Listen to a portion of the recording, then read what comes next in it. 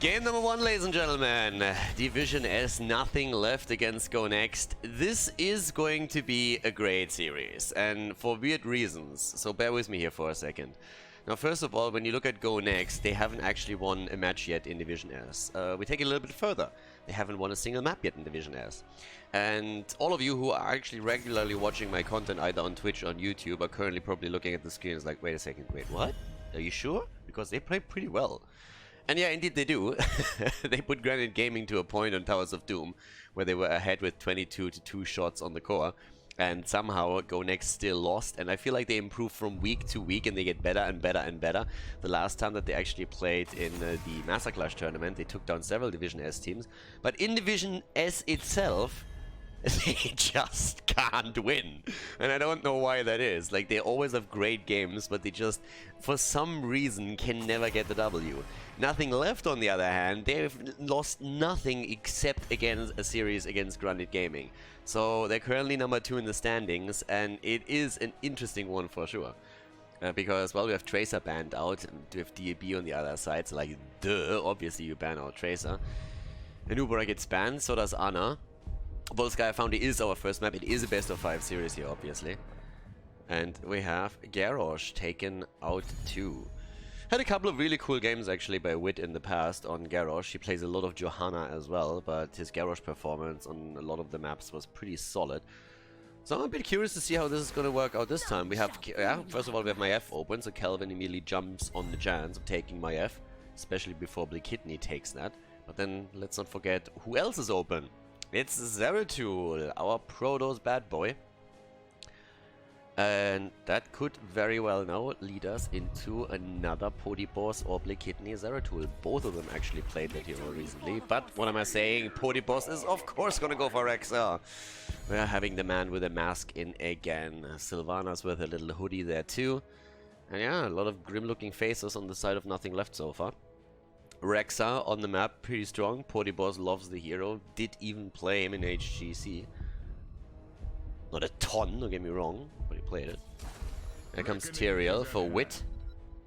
And Malfurion, also locked down by them. Alright, so Maiev likely gonna try and force the battle with the cage and then Sanctification when the fight breaks out and you force it. But with Sylvanas and Rexar, you already have on the side of nothing left a rotation that can really hit your lanes hard, even without the Protector, and start to do very solid damage against the structures and burn those down pretty quickly, so you need to be a bit careful with that. Honestly wondering if we're going to see something like Greymane again in the series. We saw previously from Nothing Left Greymane played by DAB as his hero pool got banned out aggressively by the opponent, and he just murdered. And obviously, when you rotate onto a lane with Greymane, you have Rexar, you have Sylvanas, anything like that, you can just get massive value against the structures too. So, bans. Hanzo banned out.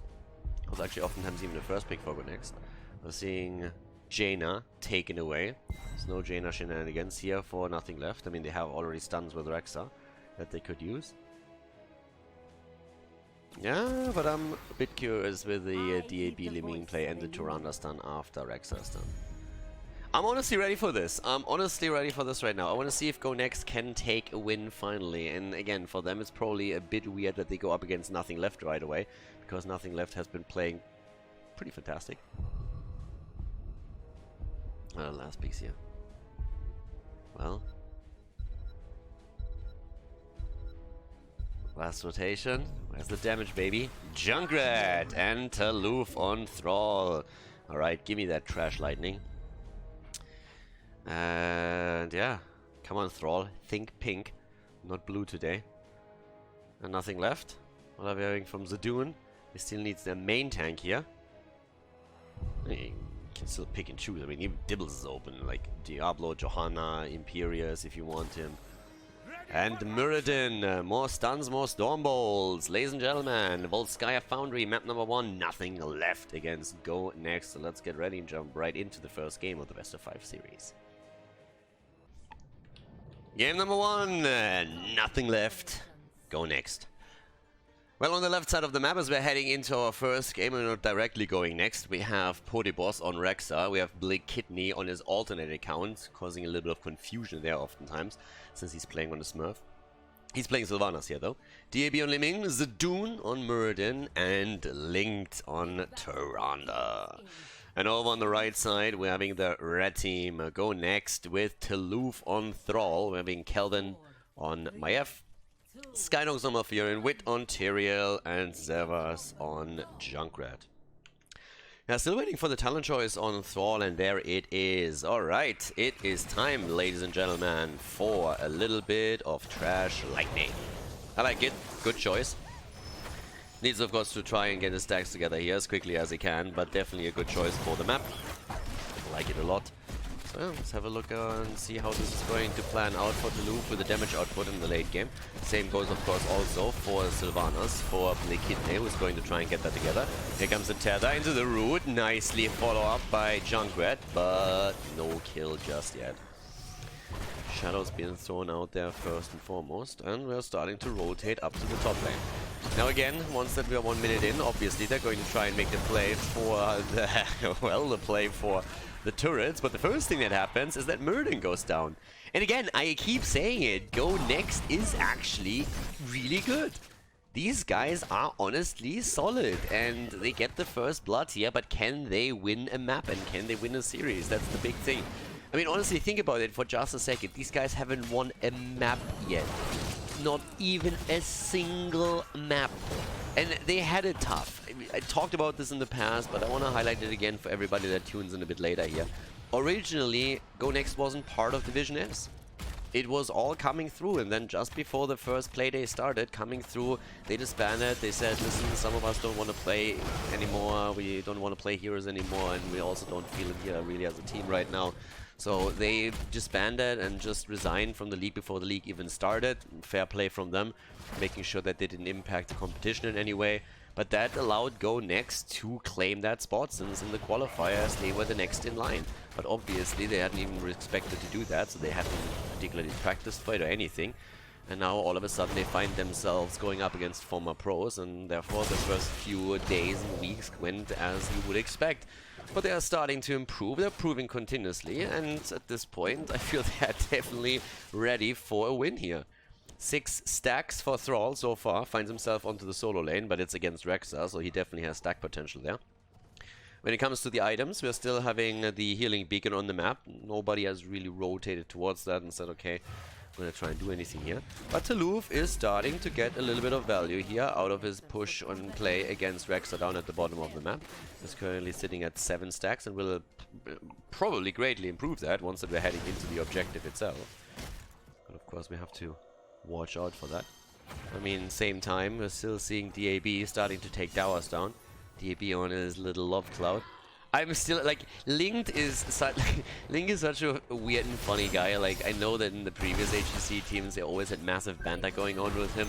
And I can't help but believe that this weird cloud synergy that they have with 4 of the guys going for the love cloud and him the only one with the sad face, that this is some kind of internal team banter that they have going on there. Either way, it always looks just hilarious whenever I see it, and Link in this little sad face.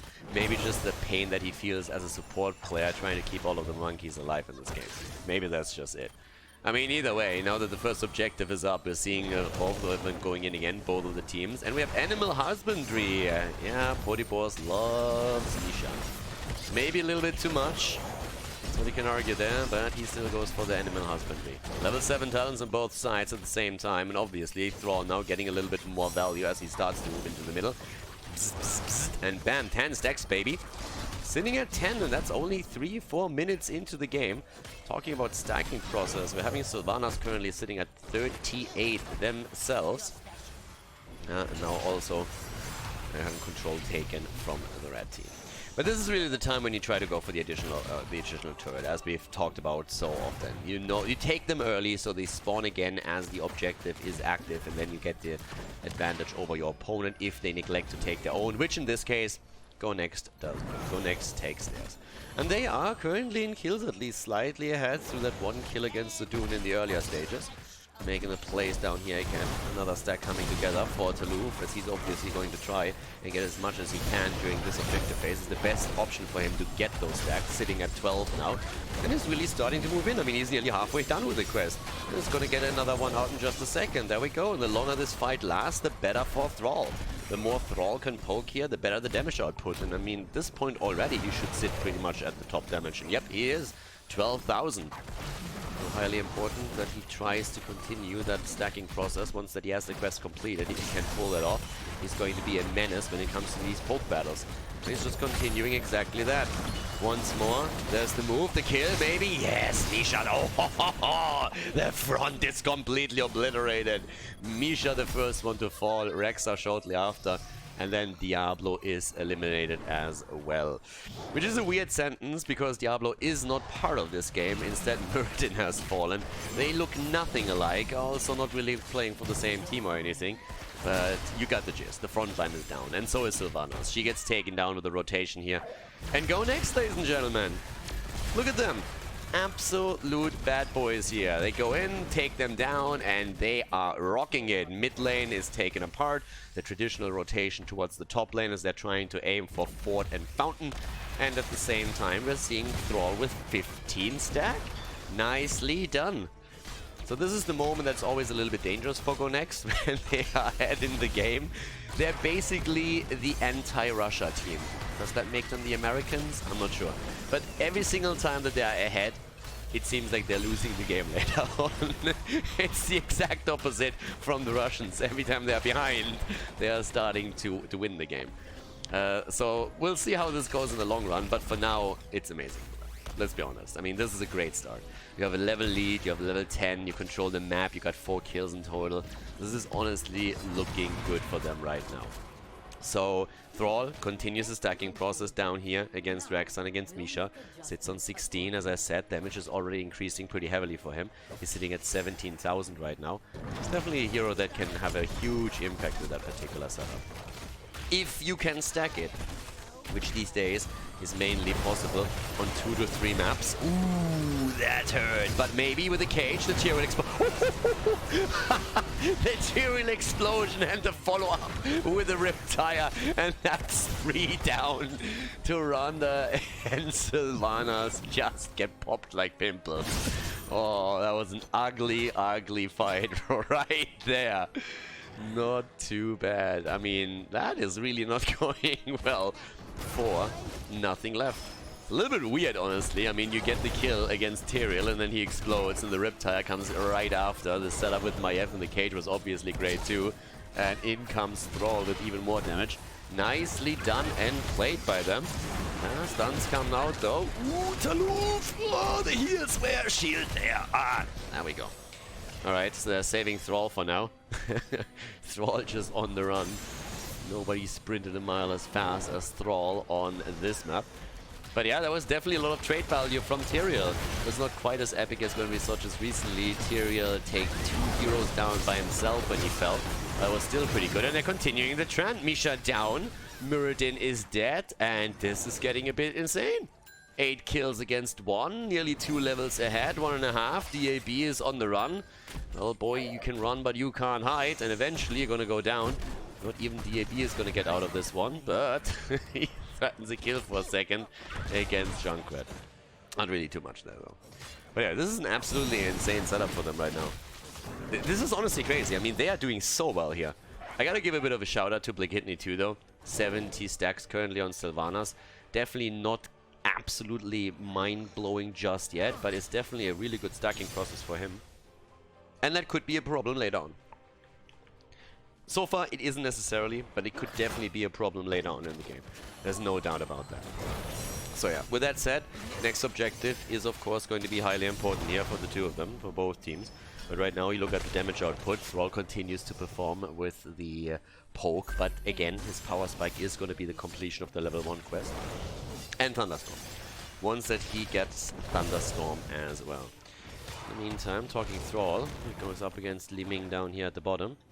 To move against DAB, gets some damage in, gets a couple of hits in. DAB, Ancestral Wrath, and that's the end. DAB is down. He was trying to go for the sneaky flank and a bit of a kill, but right now this is starting to become a little bit worrisome for the Polish team. That did not go as expected. DAB is usually used to a bit of a different outcome when he makes plays like this. But Thrall just sidestepped some, got the Ancestral Wrath through, and then got the damage in, and that was the end of DAB right there. And the objective is now also being attacked at the same time, up to the top. 18 stacks still for Thrall. He's of course going to try and get a little bit more, especially against the setup down to the bottom of the map, but eventually he's going to try move top lane into the 4 versus 4, 5 versus 5 to make the plays here.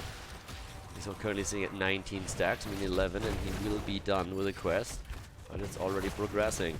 Damage output is still very, very solid from him. The focus isn't there just yet. 65%. Half a level away for Gonex from level 16. Thrall is trying to deliver that. They're trying to poke. They're trying to buy a little bit of time. They got all the time in the world right now. Could literally rotate Thrall down to the bottom of the map for another wave. But don't do that. They're dealing with the top here instead. Blowing this one apart. Thrall might even have to move into the middle again. Talking about the middle is also taking damage since we're having the minion waves being escorted in there. 32% up at the top. No need to fight just yet. In comes once more. Thrall, lockdown, Mirrodin, Zadoon in trouble. But the fight is there. They don't really want to fight this just yet though. Boars get unleashed.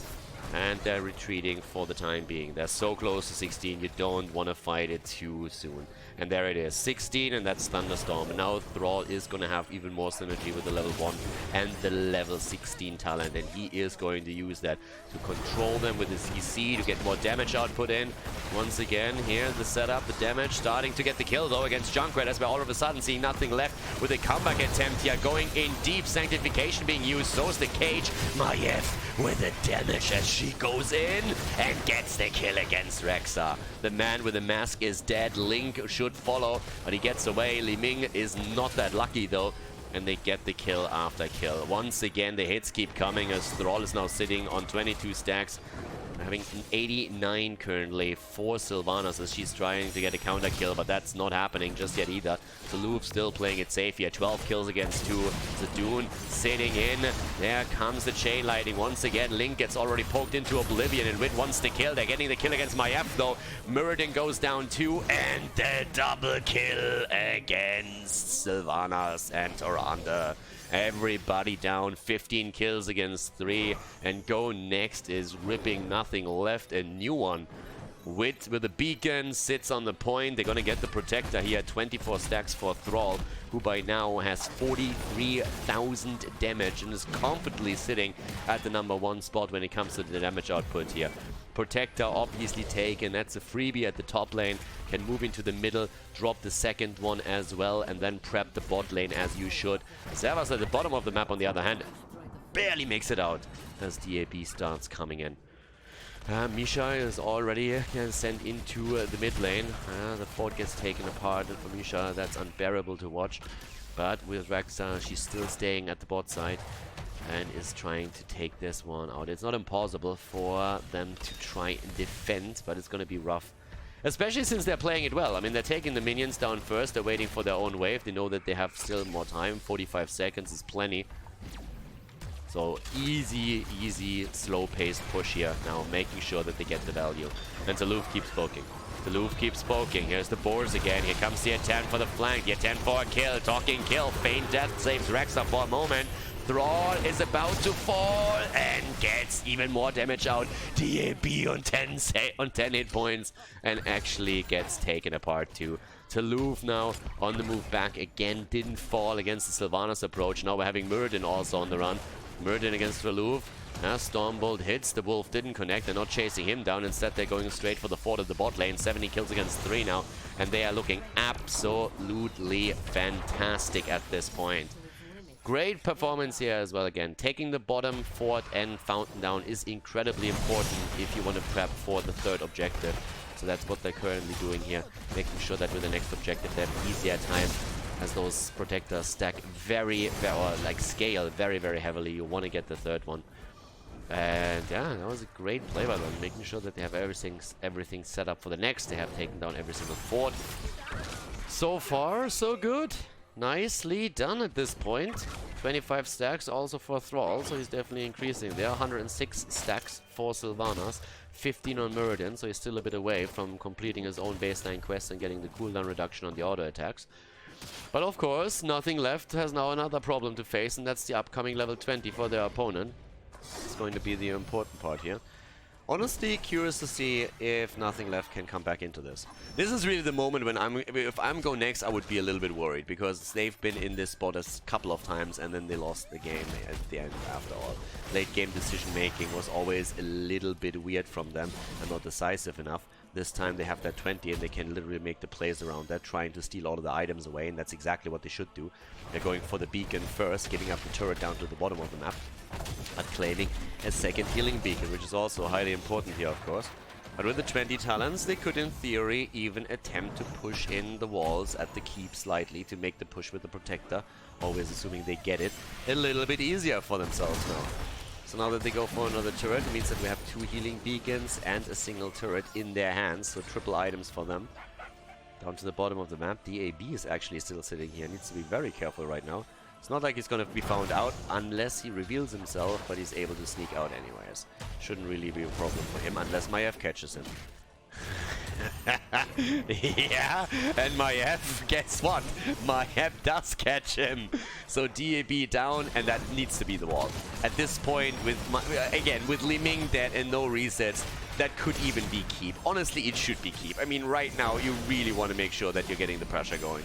With the 2 waves pushing in, even if you don't take the keep down completely, you want to put at least some pressure onto it and prep for the protector. That should be an easy feat for you, and if your opponent exposes themselves at any point, that might be another kill, and that's exactly what Nothing Left has to be careful about now. Half HP on the keep, so they're totally fine. Ball of the Wardens being used here. Maiev needs to get away. Nature's Cure gets used too. But we have also additional stacks coming in for Thrall, who's now sitting at 27, so there's 3 away from completing it. 52,000 damage now. Damage output by him, and the protector unlocking in another 8 seconds. Nothing Left is the only thing that makes sense for them. They're starting to push the mid lane. They're saying, guys, we need to take a couple of structures here, but the rotation is coming. Muradin misses the Stormbolt. He's not going to get isolated, but guess who is? It's Rexxar. He can feign death as much as he wants, but that doesn't really look too pretty for him. In comes the Riptire. Gets some damage in, but doesn't kill Rexxar just yet. The problem is that the Dune is also low, and the Wolf connects, and that's not the only thing, but we have DAB coming back to business too. He's looking for the resets. Here comes the Sanctification. The fight around level 20. The fight you don't want to fight if you're Nothing Left. And they lose Tyrande. They lose more than that. They lose Misha, and they might even lose DAB here. Protector is still open. They could go for the keep now, again, if they really wanted to. But either way, this is a great setup at this point in time for Go Next. But Nothing Left is half a level away from 20. Nothing Left is half a level away from hitting level 20. So that death on Tyrande, it came also at a cost for Go Next. They are right now in a position where level 20 should be ready for their opponent to use it for the defense. Especially since now also the camp over here is taken. Great moves by Nothing Left. Really good moves. Get the double camp going. Make sure that you're taking the top. And then defend with everything you have and the level 20 against your opponent's protector. And don't get me wrong, this keep is going to fall. Unless they completely brain fart it, that keep is going to fall. And then it's just a question on how do you play it after that. The interesting part is actually that in theory they could even try and make the play for the protector. Nah, not really. Alright, protector's in. And let's see how this goes. They're already meeting it early. They want to try and poke a little bit against it. They need to play this extremely careful. From Nothing Left's perspective, this is crazy right now. They have to just like poke a bit from a distance, not get locked down, try and poke it just slightly. And they got the fort at the top lane, but the game isn't over by any means. This is a fantastic position for Go Next to be in, don't get me wrong. But how much can they get out of this? They're starting to push in. Protector's falling in HP. Again, the keep is a freebie. That's something you're definitely going to get, but what do you get after that? Do you get a second keep? Do you go for the core? What's going to be the play? What's going to be the move? They're starting to go in again. Keep is already about to fall, so they're burning that down as quickly as they can here. But in the back line, Maiev goes down. Nothing left. They get the kill. Do they get the second? DAB is trying to capitalize on the reset. And now Go Next is retreating again. The story of their life, being insanely ahead and then around level 20 in the late game. making weird decisions, having a bad fight, and not really capitalizing on the big advantages that they have. All that they got was a keep. All that they had was a keep. It's a weird moment for them. It's a very weird moment for them. You have a protector, it's there for another 26 seconds, and the only thing that you could get was a keep. Where's Thrall? Where's the chain lightning? There it is. Quest completed. Alright, Thrall is going to shine right now. Thrall is going to shine at this point. Has the quest completed, so now we're going to see him with their bounce on heroes. Can literally use that whenever he wants and just throw it out nilly-willy. And getting the kill against Misha as well. But yep, once again, let's see how this is going to work out around objective number 4. This is dicey now, because again, objective number 4, I've never seen objective number 5 on this map. I have never seen objective number 5 here. If you can't end with objective number 4, something's seriously wrong. On high level, that is. But at this point, the big question is just simply what's going to happen. Because if you lose a team fight, nothing left can take this. If you lose a team fight right now, nothing left can take this. And well, there come the boars. They're starting to make the play for Kelvin. And he goes down again. Maiev is dead. Can they take Muradin? In comes the beacon as they're trying to steal the items here. Saloof is being attacked. Skynox is also low. In comes the Earth and Shields as they're trying to go for the counter kill. But so far, only Maiev has fallen. And cooldowns get exchanged again as DAB is trying to go for the kill from the side. Doesn't find it. They're going for the bear. But Misha survives for now. Item advantage currently not present for any of the teams. Everything used. Actually, not true. Link still has a turret. But Maiev has fallen again. Maiev has fallen again. Taloof is looking to see if he can maybe pull something off here with more poke damage. But another turret is going to end up in the hands of nothing left. Go next is in... I don't know. I don't want to call it some trouble, but it's 20 kills against 5 and you're even with your opponent this late in the game. This is the story of their life, seriously. If the Russians are the comeback kings, then Go next, they're the throw kings. Again, the losing hero. It's a staggered death just as Maiev is about to come back. And is Go next seriously going to throw this again? 20 kills against 6. Fantastic early game. Fantastic mid lane. Pressure everywhere. And now they're losing the ground on the map. Catapults, on the other hand, on the core, and we're talking 22 minutes. These are going to do damage to the core itself. Sylvanas is trying to get away. Everybody is already attempting to move away, but the core is definitely going to lose some hit points here. For sure. They're already sending heroes back, but the core is down to 90%. That's 3 catapults. 1 goes down. 80% on the core. They don't get it. They don't send anyone back. What are they doing? Eventually, it's going to be deep push, but look at this. This is 50% right now, what we're looking at. Another catapult hit, and this item over here gets taken away. 55%. There was actually nothing left, with a bit of a brain fart themselves, and not reacting to that in time. Trying to go for the little turret, which got stolen away there too. It was getting a little bit crazy here. Quest completed by Muradin, finally. That of course also means that we're now having him in the situation where he gets the cooldown reduction in the Pierce. It's a 5 versus 5 on the map again. But yeah, here we have it. Up to the top. It's getting a little bit nuts. This is the probably last protector. This is probably the last protector that we have there. And so far it's a lead for the team in red. And they're getting a bit of value up here to the top, but the camp was taken by nothing left, so it will depush that too. And all of the heroics are ready, with the exception of Tyrande. Again, they play for wit, and he doesn't use Sanctification yet. Oh, yeah, he needs to be careful now. Nice attempt by DAB to get the kill. Wit gets the heals from Malfurion, and of course they're going to try and see if they can get a different angle on this one. There's not enough pressure at the top lane. There's not enough pressure at the bot lane to threaten anything here. 31% right now, 4-0 left. 142 stacks now also on Sylvana, so definitely getting better on the damage output too. Not quite matching the numbers of Thrall with his continuous poke just yet, but definitely able to pull a little bit off here. Zadoon is waiting for the jump, and the Stormbolt misses. Taloof sees it coming and moves away. Turret is about to be taken. 72%. Guys, this is close. This is close. Nothing left can definitely still take the game here. Go next is not out of this by any means. All moving in again. Turret's already on the ground. Yeah, Kelvin needs to be careful. First stun. Dodges the second. Drops the cage. Drops the sack. And the resets. The kills. And Muradin and Tyrande both fall. Boss is on the run. Muradin and Tyrande are dead. That's the third kill right there. It's a quad if you count Misha, and you always should. And we're seeing, yeah, Billy Kidney barely getting out of there. They're not even wasting any time. At this point, they're just saying 50% on the core. Screw this, guys. We are going for it. Screw the Protector. We don't need that. We end the game right now, right here, right there, and take our first map win in Division S. They go for Sylvanas, and Billy Kidney is down. DAB looks for the big boy resets, but he can't get them fast enough. That is game as Go Next takes their first game in Division S and wins the first map in the series. GG.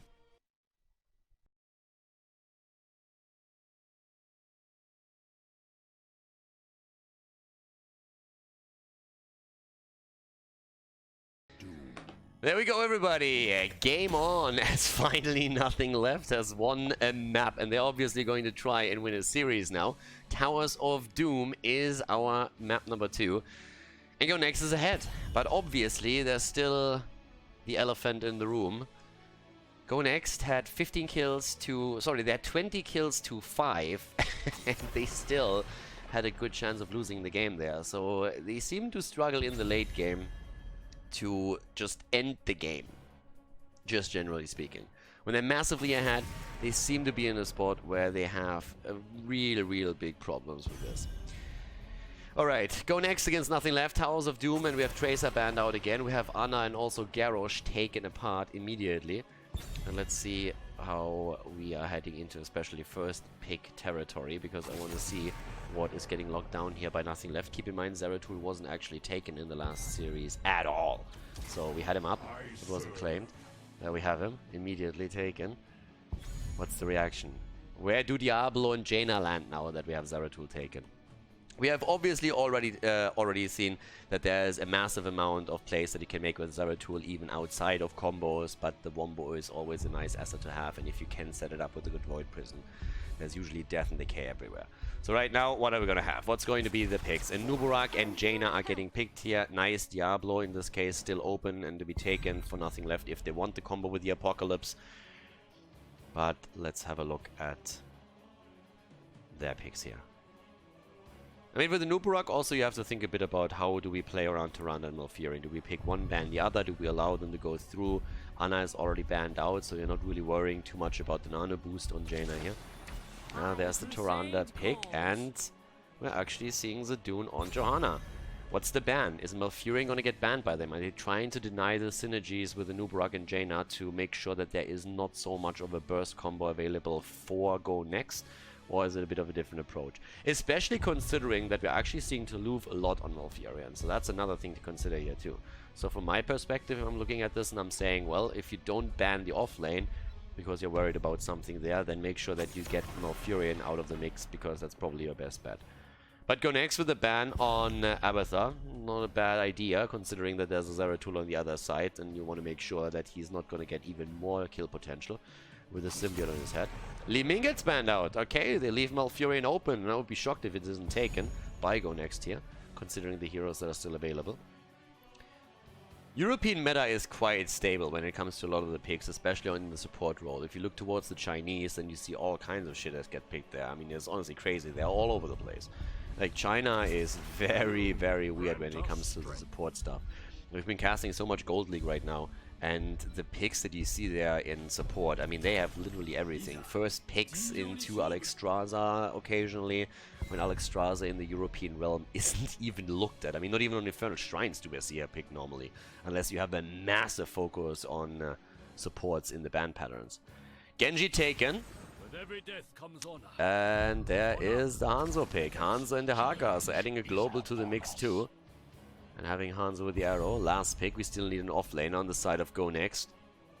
There's still a bunch that they can actually take for the top lane. I mean, you can play with Leo here, you can play Blaze, you can still play Rel if you want to. I mean, anything that can double soak lanes would be great, and usually that's Leo that makes that spot happen, but with Blaze you can achieve the same and you have a bit more survivability here, but they go for Leo. Leo picked, Towers of Doom, map number 2, as we are heading into our second game of the series. Go Next against nothing left. Game on, nothing left against Go Next, and Go Next is in the lead. They have taken their first game today, their first win. And let's have a look on to game number 2. Is Nothing Left able to start the comeback, or is Go Next all of a sudden able to carry the momentum into the series and take the 2-0 lead? Zadoon on Johanna here in Division S. We're seeing on the left side Turanda, played by Link, Podyboss on Dehaka, Blake Kidney with his alternate Smurf account here on Zeratul, and DAB on Hanzo. On the right side of the map, currently seeing Kelvin on Genji, Taluf on Leoric, Savas on Jaina, Skynox on Furian, and Wit on a Nubarak. And well, heading into the second game, the Nubarak, Legion of Beetles on level 1, a little bit more dominant, that talent recently. Okay, so let's have a look at this. They're currently having the lead for Go Next. This is actually a map where they've done exceptionally well against a lot of teams. I'm just reminding everybody of the insane series that they played against Granite Gaming. And I can only recommend, guys, if you currently watch here for the first time with the Division S games, or if you watch this on YouTube and you usually don't watch all of the Division S matches, I can only recommend that you check out the YouTube channel, youtube.com/KhaldorTV, and you go through the Division S games at least. Those matches have created some of the best plays that I've seen since the bad HCC news at the end of 2018. And gotta admit that I'm pretty amazed by how fantastic some of these games were so far. I mean, we had so many clutch games that ended on the 5th map. We had insane turnarounds. Division S in Europe just continues to deliver. And if you've missed out on the Division S games, you should at least try and catch up on those, because that's definitely high-level play that we currently have in Europe here. And of course, if you happen to watch this on YouTube right now, make sure that you hit that like button and hit it hard. Definitely helps with the YouTube algorithm a little bit, and also shows that you have interest of more of this kind of content. But as the game here continues, we're having the drag again as Dehaka moves in. The problem is he's not the only one. There's a little bit more assistance coming, this time for the red team, as they're trying to get the kill against Zeratul. Didn't quite happen here for him. Still a bit of a dance around about the camps at the bottom of the map. Both of them with the pumpkins now. And Kelvin, he's of course the one that is trying to really put the pressure on to DAB's Hanzo and Link as well. Just imagine what for a shitty position that is if you're actually like playing in the team and then your shot caller tells you, alright, listen, your job is to deal with probably one of the best assassins that we had in the HGC area, so make sure that he doesn't make any plays. And you're just sitting there like, okay, dude. Like every time when I was like still actively playing football in Germany, and then you were like playing midfield or you were playing defender or something, and you had to go up against the best striker of the opponent's team, it was like, okay, you cover that guy, and you're like, okay, let's see how that goes. Probably the same feeling that we're having here now. DAB attack down at the bottom of the map. Actually, a nice attack that we had from Go Next there. Nicely played. Not quite able to get the kill, but definitely DAB is feeling the pressure here as they're trying to control him whenever they can.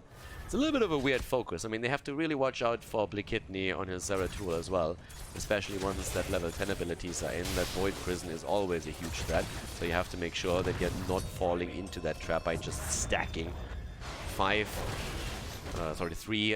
altars on the map right now, as we have level 5 on both sides. He's already going to try for the double channel. Nice zone from Zadoon so far. Wit with the interrupt, and whoa, that did not work out. That's 4 shots fired twice. Means 8 points off the core. And with that we have the 2 altars taken by Nothing Left. Was clutch, but they got the channel through. Link didn't blink. I said like, nope, we got this. We got this. Up to the top lane. Here we have again. Kelvin is already sitting there. Okay. Blikitny still sitting in the bush. Down at the bottom. And there's a Dune anchoring the place too. It's a little bit of a wait around game. We don't have a kill in the game just yet. You can definitely tell that Nothing Left is starting to have a bit more respect for Go Next here. I mean, just imagine from Nothing Left's perspective. I honestly don't think that they watched all of the games that Go Next has played. And as we said before, if you only look at the results, then your first idea is, well, these guys are shit and we're going to stomp them. Especially since Nothing Left is currently sitting in 2nd place in the standings and only lost to the #1 spot, Granite Gaming. But yeah, if you actually watched all of the games that Go Next has played, you know that despite the fact that they haven't won a map until today in Division S, they not only played exceptionally well in a lot of these games that they lost, but at the same time they did well now at the Master Clash tournament that we just had too. So yeah, these guys are definitely delivering here, and Nothing Left has to take that serious or they will have to pay the price. Level 7 talents now ready for both of the teams, and with another altar spawning at the bottom of the map, that's when we're going to see the next fight coming in. Talents drain momentum now again. Movement speed reduction. Not going to be an issue anymore for Leo. And down to the bottom, having a Nubarak already trying to zone this out just slightly. The owls are coming from Link, just trying to dodge the position that everybody is in. Trying to find out where the heroes are too. Talking about that, Boss is actually taking a lot of damage from Taloo for the top lane. Has to tap the fountain here already early, but the global is obviously going to enable him to move in a bit late. Zadoon against Skynox. Wit starts to go in for the side, doesn't connect the stun though, and therefore no follow-up just yet. Stun comes from Tirana, doesn't connect. They already spot the Haka as he was moving in, and that's a lot of the momentum that the Haka is looking for gone. Starting to jump straight in again. Zeratul, of course, with a poke, and Leo about to fall. Survives with 70 hit points as he moves out. Kelvin, then again, is already quite low too, and they might have to give this one up. Yep, there's a kill against Genji, and we are seeing the attempt to drop a Nubarak as well, but at least this time the Beetle gets out. First kill. Genji goes down. Genji down, and that gives us another altar channeled by Link, and his team at this point is taking a more significant lead when it comes to the objective itself. 28 points on the core. And a little fight in the middle as Taloof has to be careful with Leo. I mean, Leo's whole job, of course, with this setup is to rotate and soak 2 lanes. That's what he basically wants to do. But as long as we're having this double commitment on the other side and nothing left willing to contribute with the damage output from Zeratul to the Leo control, it's gonna be a little bit more difficult for Leoric to really get the value here. Which is exactly why Genji is all of a sudden mid lane. He's kind of forced to make a play here. He's forced to help out because Leo is hard stuck topside. Those 2 heroes were just waiting to take him out, and he can't move out aggressively to take that wave. He has to wait for it to push into the towers instead. So down at the bottom of the map right now, vibing again. Skynox just sitting there. Yep, Zervas is also pushing this out as much as he can. Both of the teams waiting for their camps to spawn again. Obviously, Jaina trying to get a bit more value around her baseline. Wants to get the ice block here. Incredibly important against especially the late game Zeratul approach that we're gonna have. Level 10 abilities are ready for both teams. And that is now also giving us, amongst other things, the Dragon Blade. Okay, no X-Strike here today. Dragon Blade for the slice and the dice, and here's the Entomb, the other thingy. Nice combo. Void Prison into Arrow. And that's that. Malfurion is already down. They're trying to get the counter kill. The problem is that Taloof is, there's the Entomb. A little bit later than I called it, but it happens there anyways. Leo, on the other hand, happens too. He falls. And it seems like there's a lot more that's going to die on the side of the red team. Ooh, but the kill against Zeratul. Kelvin, nicely done. His team at least gets 1 kill. So yes, they lost 2, but it was not quite in vain. They get their first kill against Zeratul thanks to Kelvin's Genji. So that was a nice little touch there at the end of the fight. Malfurion never even was able to get his own damage through. That was a problem. With own damage, I mean his own ult, the Twilight Dream. Trying to contribute to the team fight here. If that would have happened outside of the Void Prison hitting him, that might have been a different story. But as it stands, the lead in experience for the team in blue. And also 32 points against 24 right now. Skynox obviously not quite happy with how that last fight went. He went down a bit too quickly there. It was a good Void Prison by Blakidney. It's actually kind of insane. We have Boss and Blakidney both playing Zeratul for the team, and I would still give Blakidney the upper hand there, but both of them have shown that they can really make waves with that hero. And the Void Prison came at the perfect opportune moment in a great spot, straight in the choke point. Very difficult to play around it, and then the arrow setup was nicely timed too. So it's one of the combos that you don't see as much anymore, but if executed well, it is deadly. Void Prison into an Hanzo arrow can just set everything up for an absolute disaster for the opponent's team. And if it wasn't for Genji, honestly, this would have been a lot worse. But as it stands now, we are still seeing the lead for nothing left, as they are obviously eager to tie this. 13 ready for them as well. No additional announcement of the next altars just yet, which gives Go Next a little bit more time to go for their own level 13. But here comes the single altar on the map. 19,000 damage by Genji, having him doing the most damage in this game so far for his team. 23,000 for Hanzo. There's a guy with a poke here continuously. 13 talents now about to drop for both sides, and that gives us amongst other things, more of a focus into the carapace. So Wit is actually committing to the Arcane Spines here on level 13 as well. So trying to do the extra damage in those choke point battles in particular. Very, very heavy focus on that right now. Yeah, that's an optimistic channel there for sure. This is like, hey, can you please do something about this? And they are happy to oblige. They're doing exactly that. 13 on the other hand for Leo, that's a different story. Ominous Wraith. That's what we're seeing from them here. Again, there comes the Owl. Sent in as well.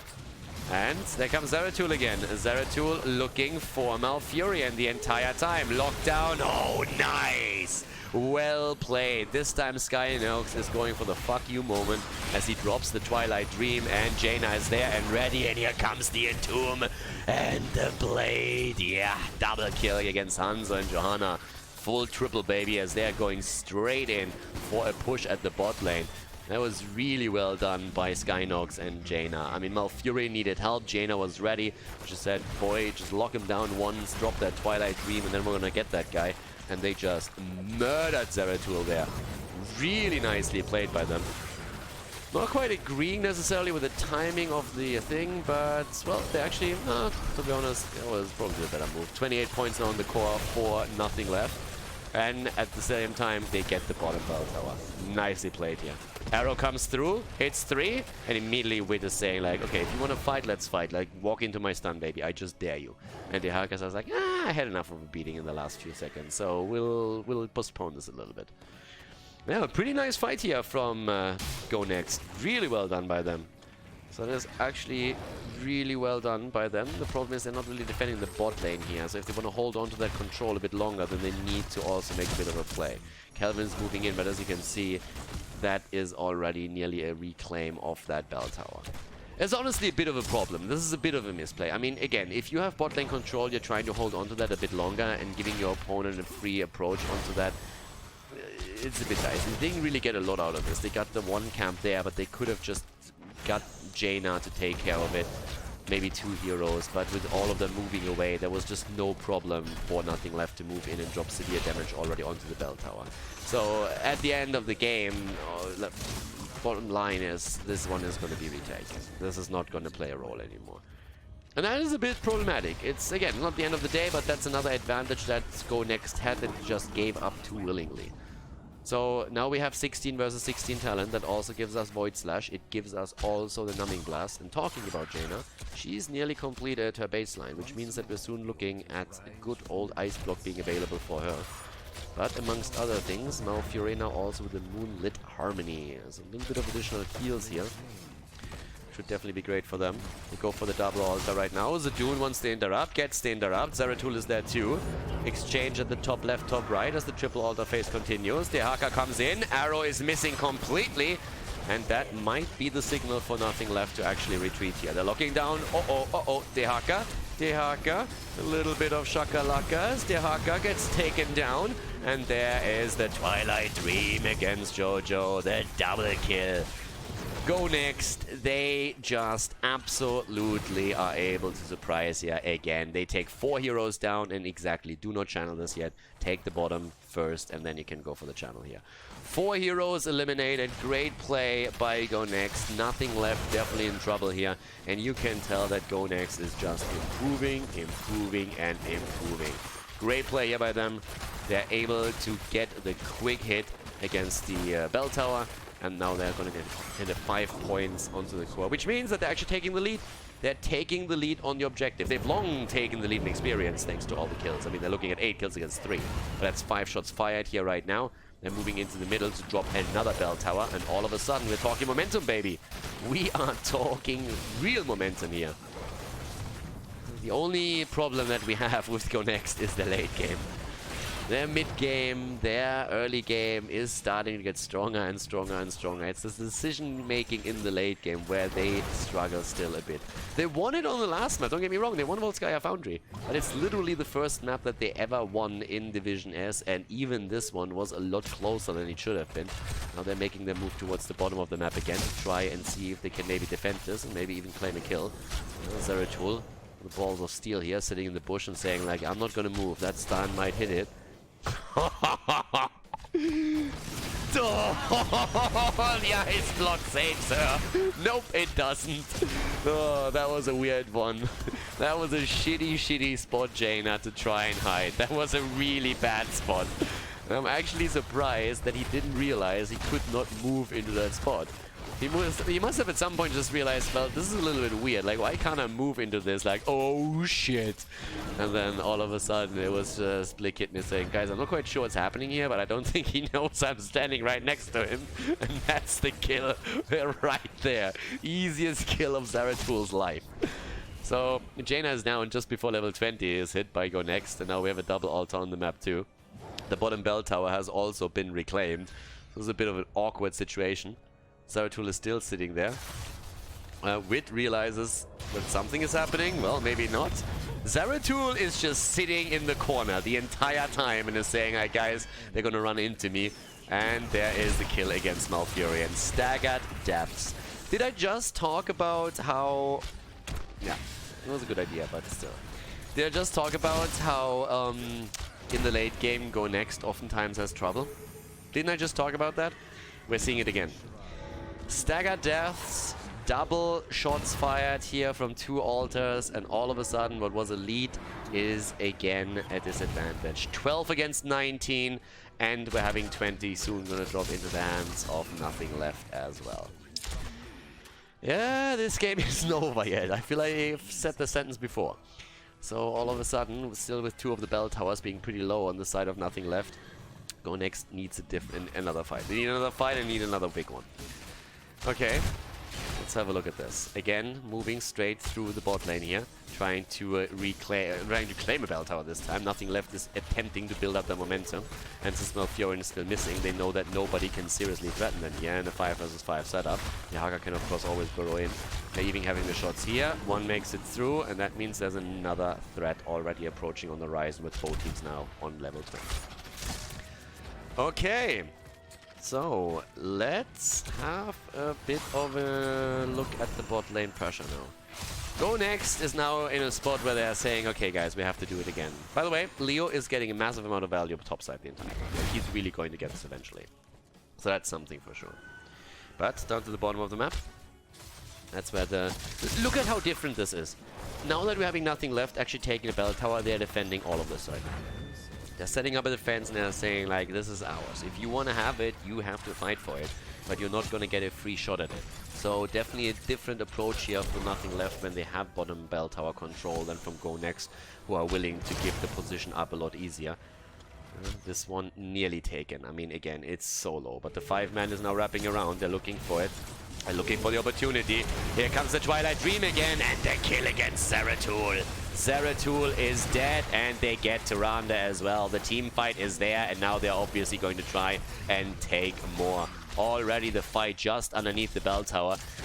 We can still see Wid with an Uberok spawn a couple of beetles to make this happen.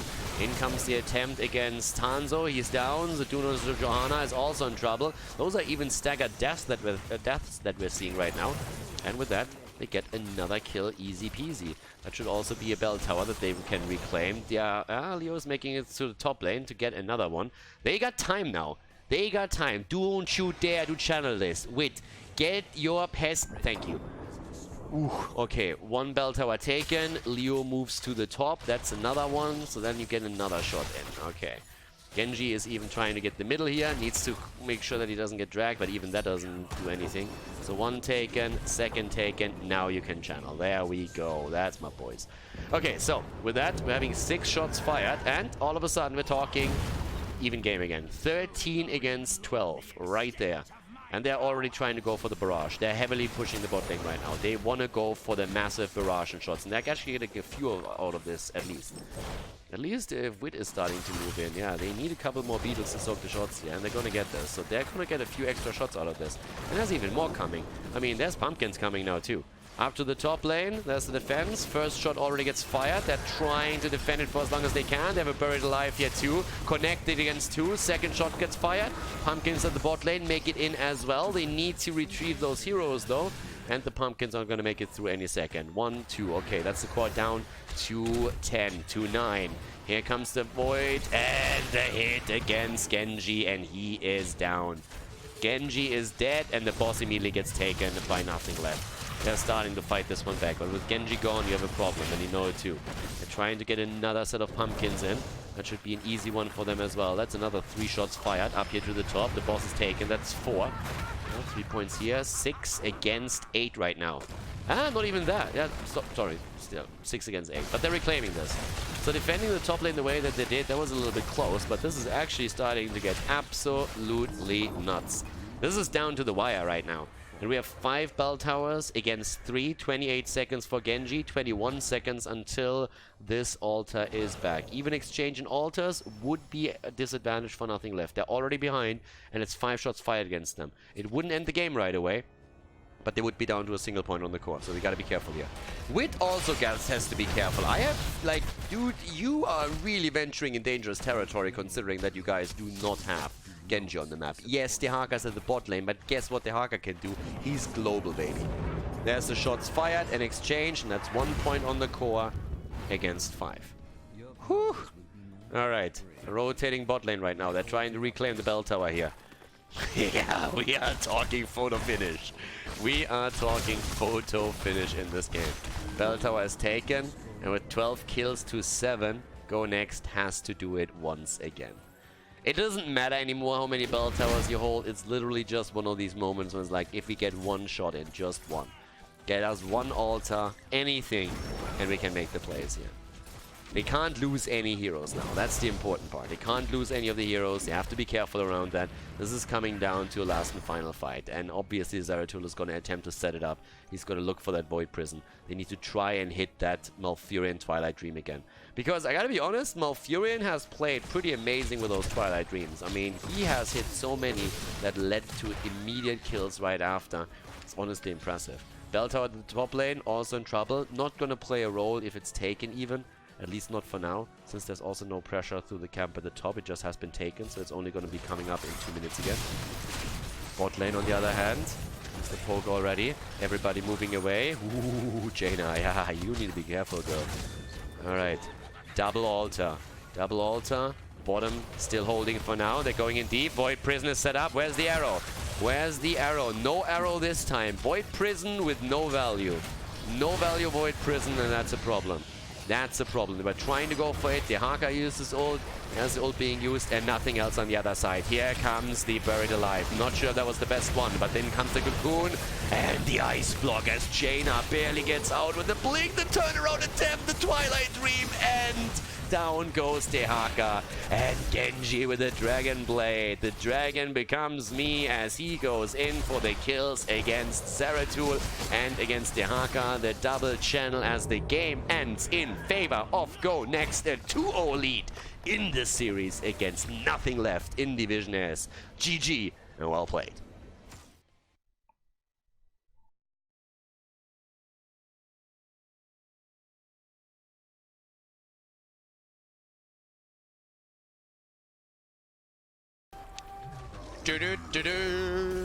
Go Next versus nothing left, ladies and gentlemen. Game number 3 in the best of 5 at Division S. It could be the last map. And I didn't expect to be in this position at all. I expected Go Next to at least win their first map today. I also thought, yes, they have a chance to take nothing left down if everything goes well for them. I did not think that would be a 2-0 lead for them. Alderax Pass is coming in. It is a weird map because Alderax Pass, when it was released, I looked at it and was like, it's kind of funny, has a couple of cool mechanics maybe. But I don't really know if for competitive it's really a good map and it's really something that is going to have an impact there. And teams kind of rejected the map, and I can understand why. But honestly, now that we've had a couple of games played on Alderax Pass in Division S in several tournaments, Nations Cup for example, I'm looking from a viewer's perspective, not necessarily from a player's perspective, onto the map, and I'm saying like, well, it might not be the best map in competitive, but it sure beats Volskaya and Sky Temple, where at least from an observer's perspective, it's very, very scripted how the rotations on these maps work, because there's not really a lot to do. You know, on Alderax Pass you have the objective, you have 2 bosses that you can play around, it's a big map, so globals become also a little bit more important. I'm not quite sure if I want to see Alderax Pass in every single series, but I gotta admit that the map has added a bit more variety to the competitive map pool than I expected it to. So, happy that we see it here in our game. We have Nubrug and Jaina straight away again for Go Next on the Zeratul pick. I mean, so far this is very, very reminiscent from the last game. I mean, it's straight up the same draft, pretty much. Let me look quickly at the bans too, right? Alright, there comes Tyrael this time. Taken by Zadoon. That changes it slightly. And Tyrande again. Alright. Now keep your eye on Dehaka. Dehaka on this map is getting a bit more value. We oftentimes even had, in the few games that we saw, Rexar banned out. Rexar, of course, pretty good, and if he is on the lane alone for a long time, he can do quite a bit there too. So let's see what else we have with that. What are we gonna have in terms of picks now? Hanzo gets banned out as well. Also get a bit of value, but I still want to see where the globals land. I mean, we've even had Falset picked on this map a couple of times. Alright, there comes the Malfurion setup.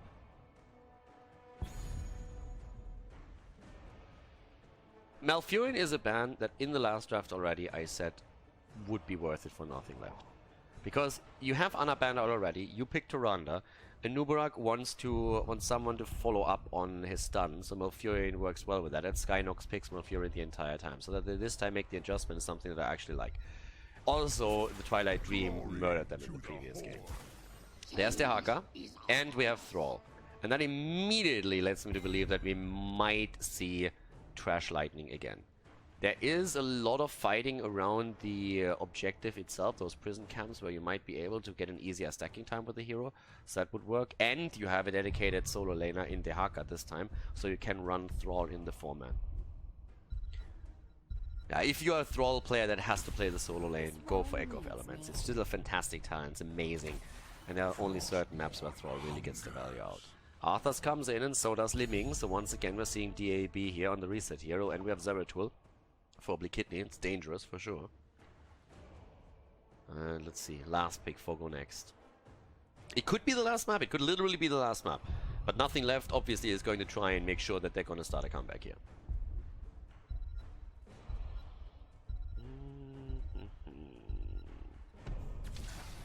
Ah, Whitemane on the last spot. Alright. Whitemane taken as the support. Aldrich passes the map. Let's jump straight into game number 3 in this best of 5. Game on, game number 3. The 2-0 lead for Go Next. The entire season they haven't won a single map, and today in the first series where they finally break the curse, apparently a dam has been broken. They take 2 maps in a row. And now on the left side, we see nothing left with Portibos on Arthas. We have Zeratul on, well, played by Kidney on his account. Zadoon on Tyrael in the main tank role. DAB on Li Ming, linked on Tyrande. And over to the right side of the map, it is Go Next in their attempt to win the first series in Division S. Kelvin on Jaina, Wit on Nubarak, Skynox on Whitemane. We have Zevas on Thrall, and Dehaka is played by Taloof. So we actually have the global in their hands now. Definitely a map where you can do a lot out of global heroes if you play it properly. But at this point, let's have a bit of a look at also our talents. First of all, we're seeing Whitemane straight away with Clemency taken here as a level 1 talent. We're having also Echo of Elements as a level 1 talent on Thrall. That was actually a little bit of a question if Thrall goes into this, because as we have, if they rotate with a 4-man, he could have actually gotten into Crash Lightning instead. But they're currently playing this with Echo of Elements there. It is basically 2 maps where you see Crash Lightning being played, and that's Battlefield of Eternity and that's Volskaya Foundry. Everything else makes it really, really difficult to get the stacks together properly, especially if you have to be on the solo lane for a long time.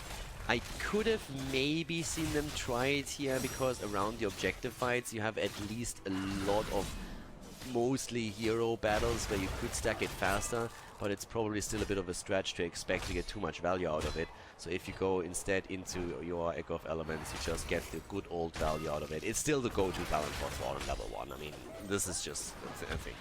Now, Kelvin and Skynox are already taking the camps. This is pretty much established on the map that as soon... It's actually established on nearly every single map, that as soon as those camps are spawning for the first time, you send 1 or 2 heroes over to make sure that you're getting the value out of that. And this is something that we now have from Nothing Left. We have it from Go Next. They're both trying to get that pressure going.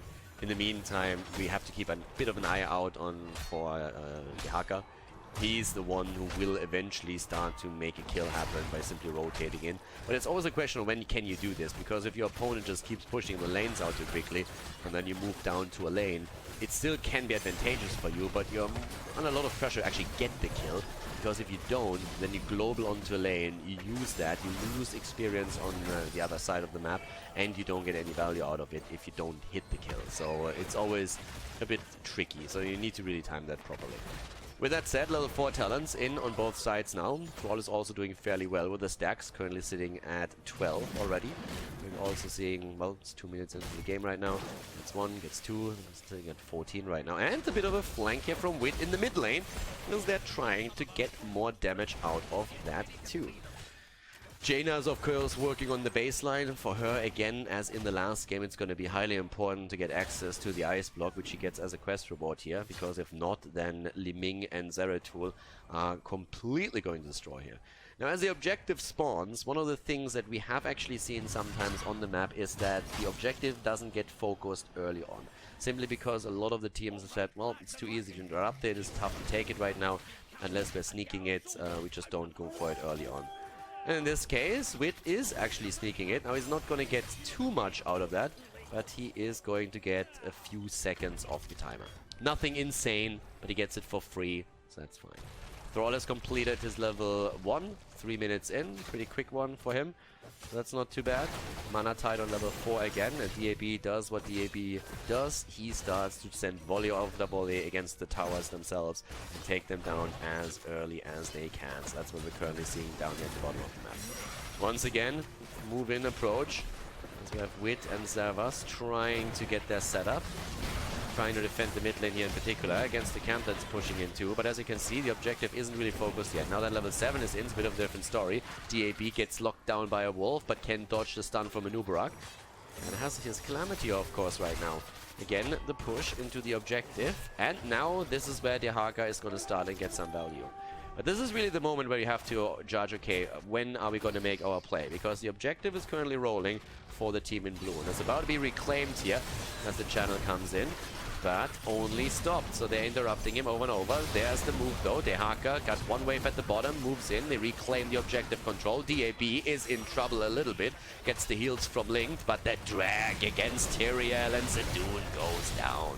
Zadoon dead, Zeratul moves in, try and help him get a little bit more value out of the explosion, but that didn't happen. So now, we all of a sudden go next with the first kill of the game again, and maybe even the first objective. And this can... Oh! Yeah, Wits, careful, buddy. Okay, do they get the channel? They do. I get a little bit ahead here. But again, the fight over it. The drag against DAB. Minions are starting to move in for the objective once again, and they're going to get it this time, but a slight lead at least for now. On the right side, we actually see the same thing happen. Okay, channel on both sides. Bit of a focus there, and it seems like Nothing Left might be able to sneak this one after all. They take the position aggressively. That's only 6 seconds left.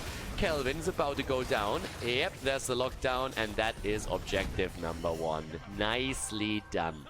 Nothing Left sneaking it. Sneaking it in. And go next. It looked like they might get the first one, but they do not. And now, of course, these things, they start to hurt, but well, Nothing hurts too. Anubarak is currently getting completely taken out. Well, yep, there we have it. Pesticides getting sprayed, everything. The bucket control is in play. And even with the drag against Arthas and the extra damage thanks to the turrets, Toulouse won't be able to defend against this too easily. This is a dicey spot to be in. I mean, mid lane gets pressured heavily.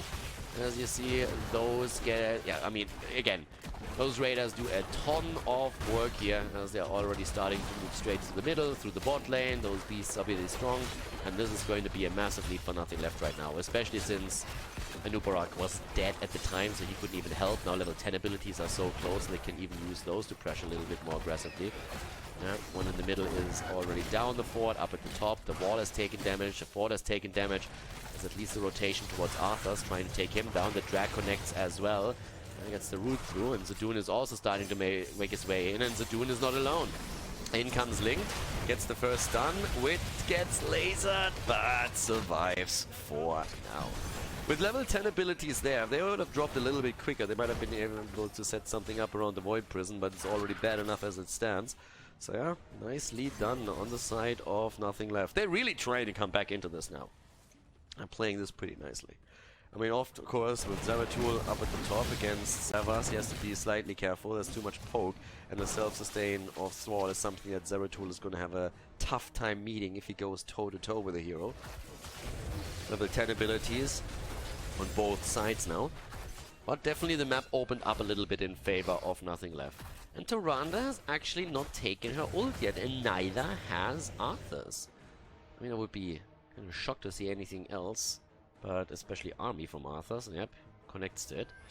White Mane is also waiting still for hers. Alright, standard talents taken with the Shadow Stalk now also for Tyrande. I mean, she could have gone into both, either way. If you go Starfall here, you also get a lot of interrupt value on the objective. And in this case, he actually went straight in on Shadow Stalk again. Bit of a trap set up. Trying to make the play for Arthur's. And he's surrounded. There's the Void Prison. That keeps him alive for a little bit longer. It might be the start of a turnaround too. Dehaka misses the ult as he tunnels in. And Zeratul, low as he is, falls first. And that's the end of Arthur's as well. If the body blocks are true, they are going to be able to take him down. That's the double kill right there.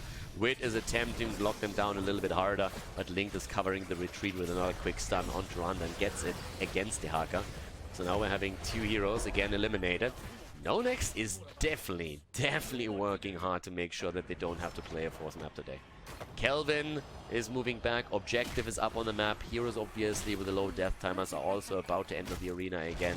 There's Arthur's back in game, but it definitely loses some experience.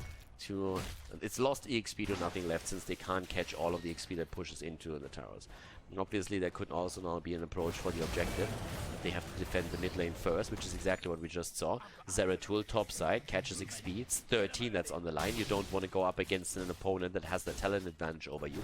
So they need to make sure that they don't lose too many of these waves. They're starting to make a bit of an aggressive play towards the left here. In the middle of the map, Dehaka still trying to get them the experience. For level 13, for next talent, but the brawl is still there. And Dehaka is now starting to make the rotation topside. He's the one that can take this easily and then rotate down to the rest of the team. But they're already on the spot. And they're actually behind. Go Next is behind experience. They need Dehaka at the topside now. That's exactly where he is. But they're retreating since they realize that 13 either way is going to be a bit quicker for Nothing Left. So now that they have the last wave caught at the bot lane, they're going to get level 13 as well. 2 more minions are there. There's no position taken yet by Nothing Left either around the objective. So it's instead the camps are getting taken. And I like that from Nothing Left, that they get the camp control. They try to create another pressure point on the map against Go Next so that they have to split their attention here eventually. 8,000 damage on the baseline now for Kelvin on his Jaina. Tries to get a little bit more out of this. Zeratul is in. White Mane with a lockdown. Nicely done with a harsh discipline here. And immediately Dehaka missing the ult again as we just had Tyrael commit also to the Sanctification. They're going in once more. White Mane with the ult. They're trying to make the play here for Body Boss. The Army of the Dead is already out. And the mass laser value from Lin Ming as everybody lines up for the disintegrate. The kill against Dehaka. Zadun is low, but Savas falls the double kill. And they're looking for more, and they're gonna get more. Skynox is dead, and that's 3 kills as Nothing Left takes again a significant lead. Jaina sitting in the mid lane here. Kelvin needs to be careful that he doesn't fall to the camp, to be honest. But he's at least able to catch the experience for them. But it honestly started looking pretty nasty for Zeratul as he went in, because White Mane locked him down with a harsh discipline, and then he nearly fell. But Dehaka missed once again the disintegrate, and that is an issue if you rely on it in the team fight, as they did just there. Especially since, of course, also the Sanctification came through. That's the interrupt again, trying to buy them a little bit more time. And they haven't lost the objective yet. The problem is they're going to lose the top lane now. They're going to lose that fort. That's another big issue. But you can also look to Jaina and you quickly realize that she's actually about to get her own level, her own baseline completed. And that's actually big. We talked about the importance that the Void Prison has here for them. And yeah, that's a pretty big move that you have to make there. So either way, with this, we're now having the approach to go for the objective again. You've seen how much the first one already did. I mean, the first one already did a huge amount of damage earlier, so they're really trying to make sure that you're not running in too much trouble right now when you're heading into the second objective. If you lose this one too, then the first keeps are likely to fall, so they're trying to make the play now to at least capture that, and they have control over the point. The problem is that nothing left is just buying time. All they're doing is buying time because they want level 16. They know that their 16 talent would give them a very, very easy second objective, and that's going to spell a lot of trouble. Talking trouble, guess who's in trouble here? Whitemane is in trouble. The Haka tries to prevent the inevitable, but Whitemane, oh, the ult goes down. Sanctification from Tyrael also used, and that's the first kill. But they get the counter kill against Zeratul. They actually keep the Haka alive for a bit longer. Can they even turn this around? Ice Block is in, but they don't have a support right now. And that's the double kill against Jaina and the Haka. And with the two of them eliminated, it also means Reset City for DAB. And DAB just says, thank you very much. Can I have it to go, please? How many kills did you want? Oh, I just think I'm going to take 3 today. DAB goes in, drops them one after another, with the help of the rest of the team, in 4 fall, as Zeratul dies. Great trade for them, and obviously they have the objective control now, and just look at the mid. They're already there. They're already going for the entire wall. And up to the top lane, we're seeing Arthas pushing the lanes out too. This is going to be at least 1 keep. I would be absolutely amazed if it isn't a keep. I mean, there's a massive advantage. There's 2 levels ahead and a talent. So right now, how do you defend this? Usually the answer to the question is, well, you don't. But let's see how much they can salvage. Are they going to lose the keep? Yes or no? All starting to go in here. Once again, seeing the Alliance actually starting to push through here. Not led by Team Babyface, or by Captain Babyface. No Anduin in the game right now. Hopefully for a long time to come. God, but that crybaby Endless Heroes of the Storm. I won't be able to help myself but make fun of him every single time. For the Alliance! Don't hurt me! Oh, I hate that trailer. Anyways, bot lane is the only lane that's currently getting a bit of value. The defense in the mid lane was already strong, but they're going still for the keep. 16 versus 16 on the other hand, as we said before. And with that, we're actually seeing the attempt to get the kills in, and all of a sudden, the Sanctification is perfect once again. Whitemane with the ult on top of that too. But can they get the kill? They might, and they do. Arthas is down, but also is the Keep. Keep is dead as well. And yeah, top lane Keep is also starting to get a bit of damage pushed onto it. Kelvin just survives. Zeratul is dead. Top lane is pushing. They're still chasing, and looks like Tyrael is going to fall as well. There we have it. Tyrael is down. It's a little bit of value out of the explosion, but not really too much. Keep at the top lane.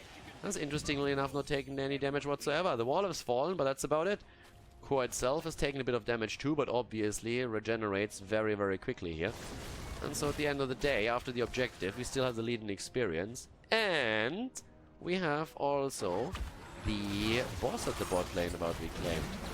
It's actually important for them that they're trying to take a few structures down bot side now that they have lost their own keep, because it's obviously going to continue the spawns of the extra minions on the bottom lane right now. So if they can at least alleviate the pressure a little bit by taking the 4, that would be fantastic. And the boss camp is going to help with that. Mid lane gets pushed at the same time now though by Linked and DAB. And Talu also trying to fend that on his lonesome, so it means that the keep is going to take a bit more damage. It's not going to fall. It's at least going to be some damage against him.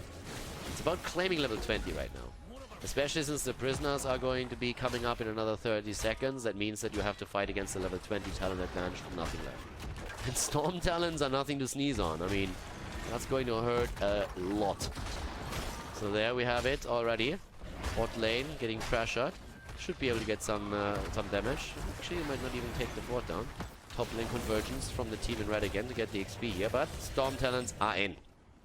Storm talents are in, and I expect aggressive plays from nothing left right now. They need to make an immediate move for either the keep in the middle or for the objective, just to make sure that they're even more ahead here. They're giving up the bottom fort as well because they realize, guys, we have such a fantastic advantage. Let's lose it. Let's use it right away. Because if you don't use it, you lose it. That's what I wanted to say. A little bit of a tongue twister that I created myself there. Yeah, Void Prison against 2. Ooh, that hurts. Yeah, the Sundering though. The Ice Block as well. Kelvin on the run. Zeratul still in play. And they actually survive, at least for the time being. And guess who's dead? It's Zeratul again. Zeratul is dead. Only a dead Protoss is a good Protoss. We all know it, and they live by it. In comes the ult from Whitemane, but the chase is still on. Zeratul has fallen, but it looks like we're going to see a couple of heroes die on the side of the red team too. And the resets for Li Ming are making this an easier play. But the drag connects, and Zadoon is all of a sudden in trouble. And jumps out with 20 HP and gets healed up again. Insane. Keep is already down. Core jumps in to help out too, but it's 3 heroes down. It's 4 heroes down. And it looks like we're going to go into game number 4 as nothing left is starting to drop the core here. And go next will have to try and win this series in a 4th game as nothing left is starting a comeback here. Nicely done by them. Great team fight with a big advantage that they had through the Storm Talons. And they are able, even after Zeratul's death, to take it and win game number 3. GG! Well played. There's nothing left. Takes their first win in the best of 5 here today.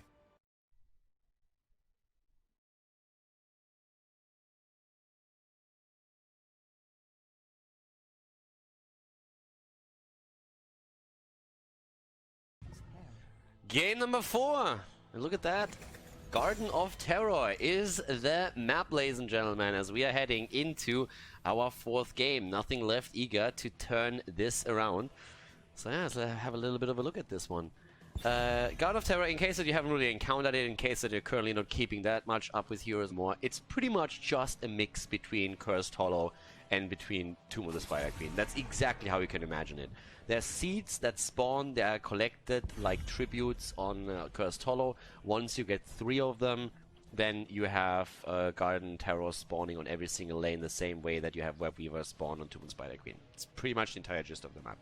Obviously the map is a lot bigger than Tomb of the Spider Queen, so globals also get a lot more value here. I mean, we even had Vikings being played here. We had Vikings banned here, amongst other things. So that's going to be a thing. But yeah, let's have a bit of a look at this one. First of all, Abathur gets banned out. Again, size of the map really matters. Don't let anybody fool you guys. Size does matter. And on Garden of Terror, because it's huge, globals play a big role. Talking heroes here, obviously. I mean, what else? So Abathur is banned out. I wouldn't be shocked to see Dehaka early picked or banned either. I'm honestly wondering if someone is committing to some craziness like Vikings. We have seen that before, and I might add, it was actually nothing left of Garden of Terror that picked the Vikings. So, with Maiev being banned... But yeah, there's a Zeratul pick on the other hand from Kelvin, so if you have Vikings against you, that's Void Slash value right there. But let's have a look at this. What are we gonna get from nothing left?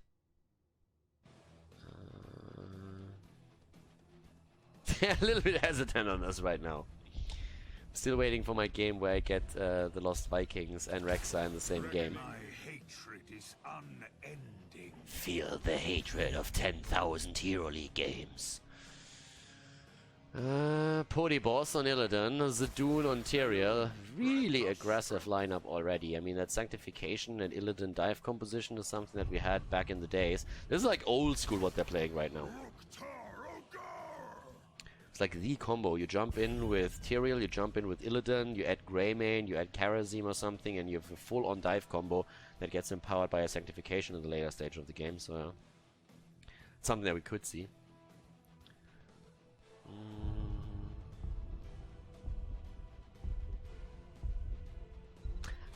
It also gives you a pseudo-global.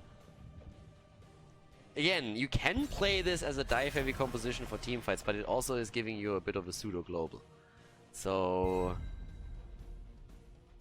I don't know, every single time I see this map and every single time I see nothing left on it, I just expect, are they maybe picking it? Okay, Jaina.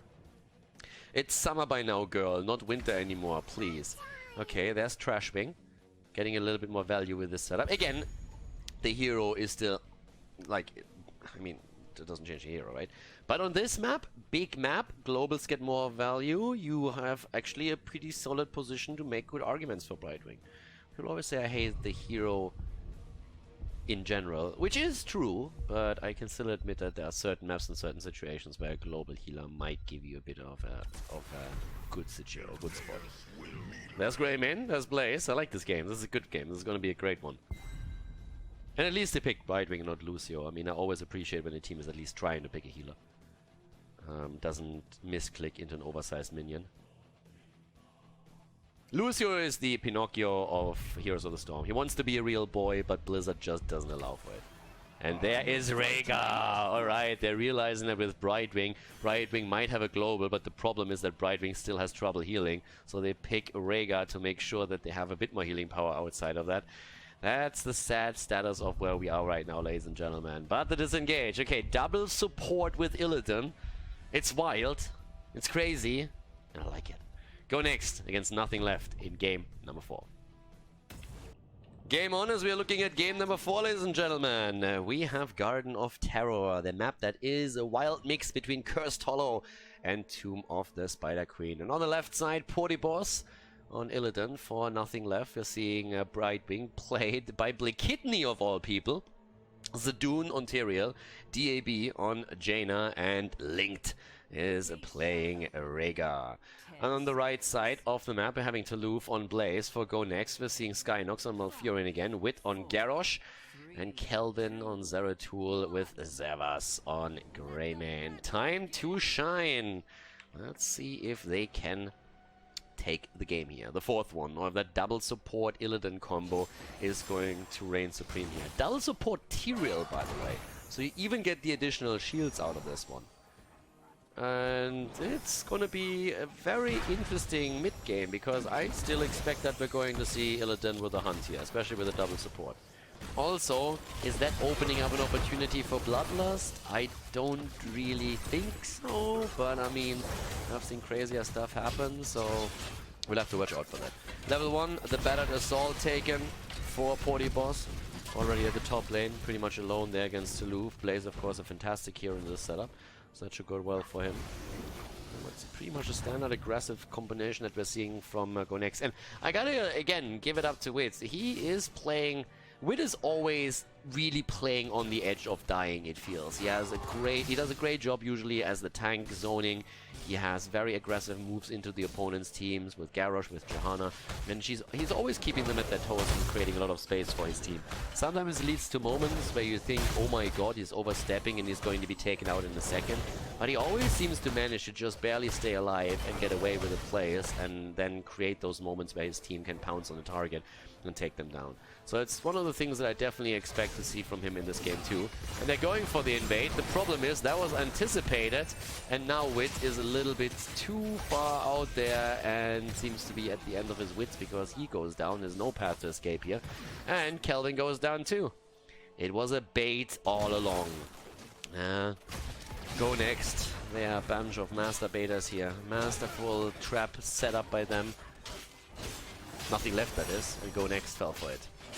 So yeah, pretty well done here actually. Rhaegar with a camp, and this is one of the beautiful things. If you have a team that really coordinates well around this, they're sending one hero on the camp, but then knowing how much is exposed, and the heroes that are adjacent to it are just saying, okay, if there's anyone attacking you, we're going to jump in, we're going to help you out, and that's what we saw. So 2 kills against 0 early on in the game, definitely a dent in the armor of Go Next at this point. And another camp that's already about to be taken at the bottom.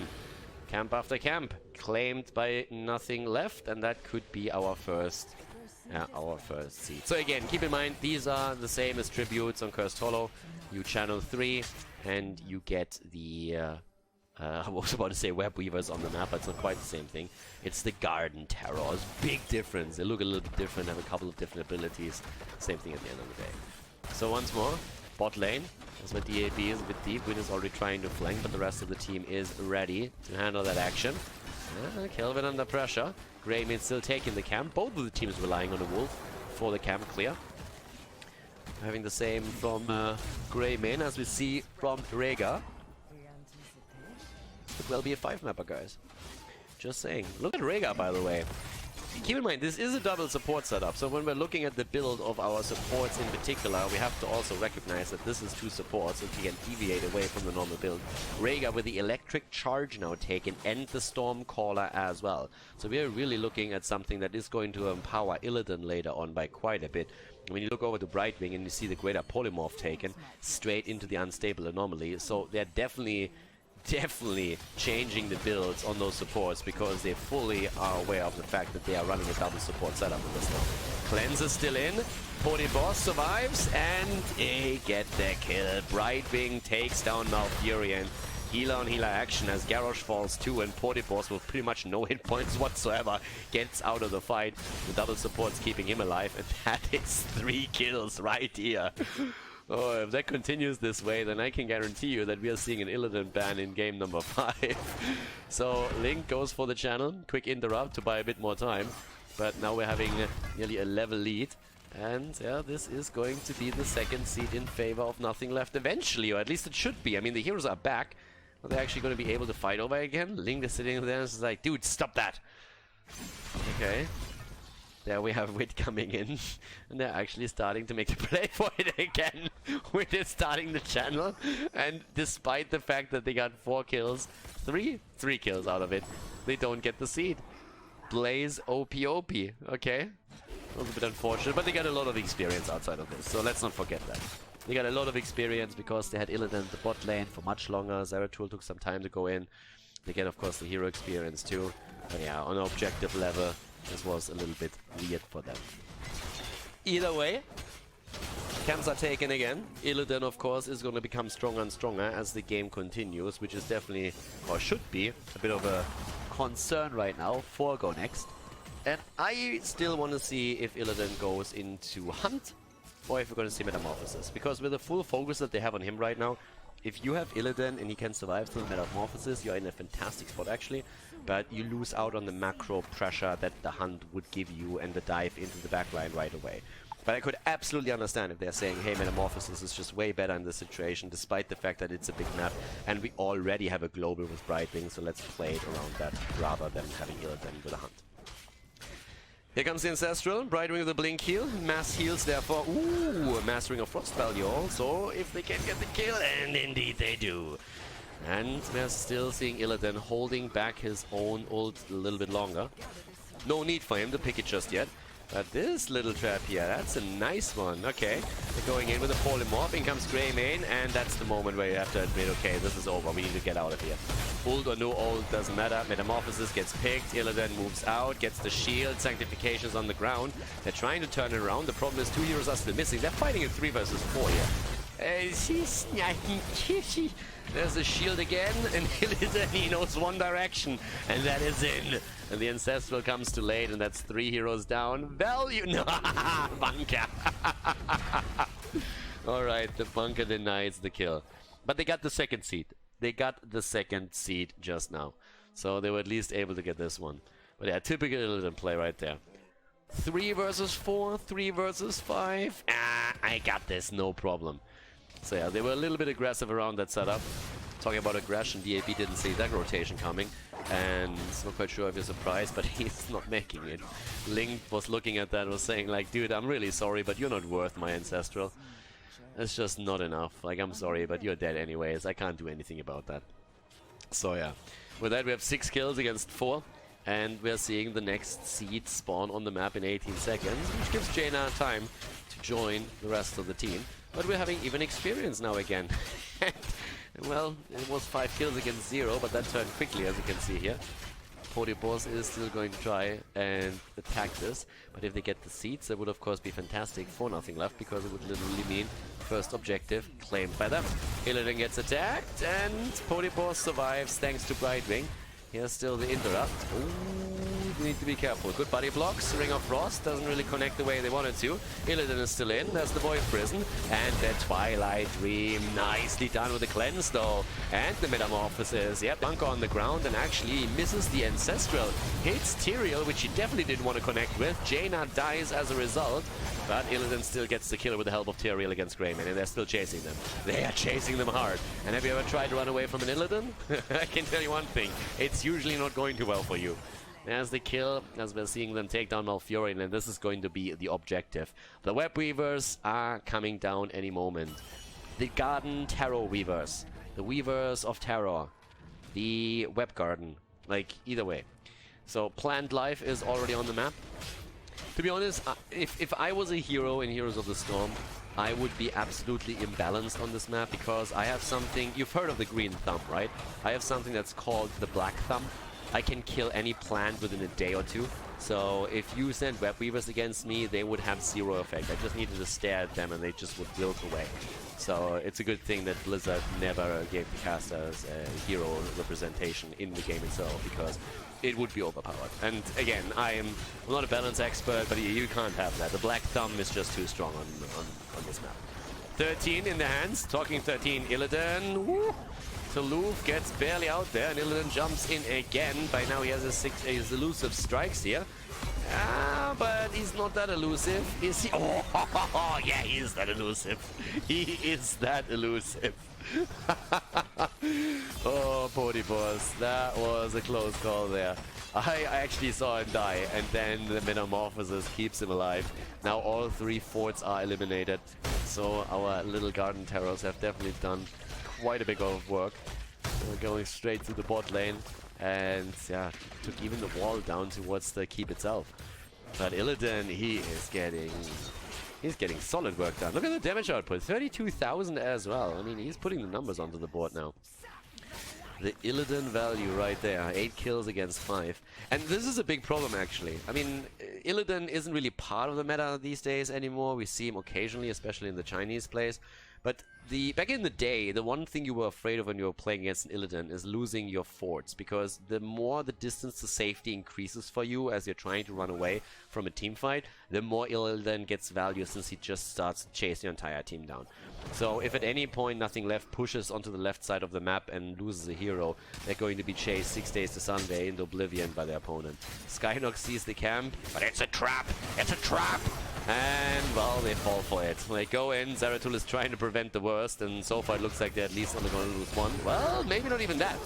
Wit is saving Malfurion, but I think he himself might be in trouble. Good jet propulsion.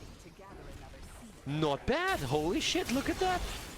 Yes, they had to sacrifice quite a bit in terms of cooldowns, but they just saved everybody. Nicely done. I at least expected a kill.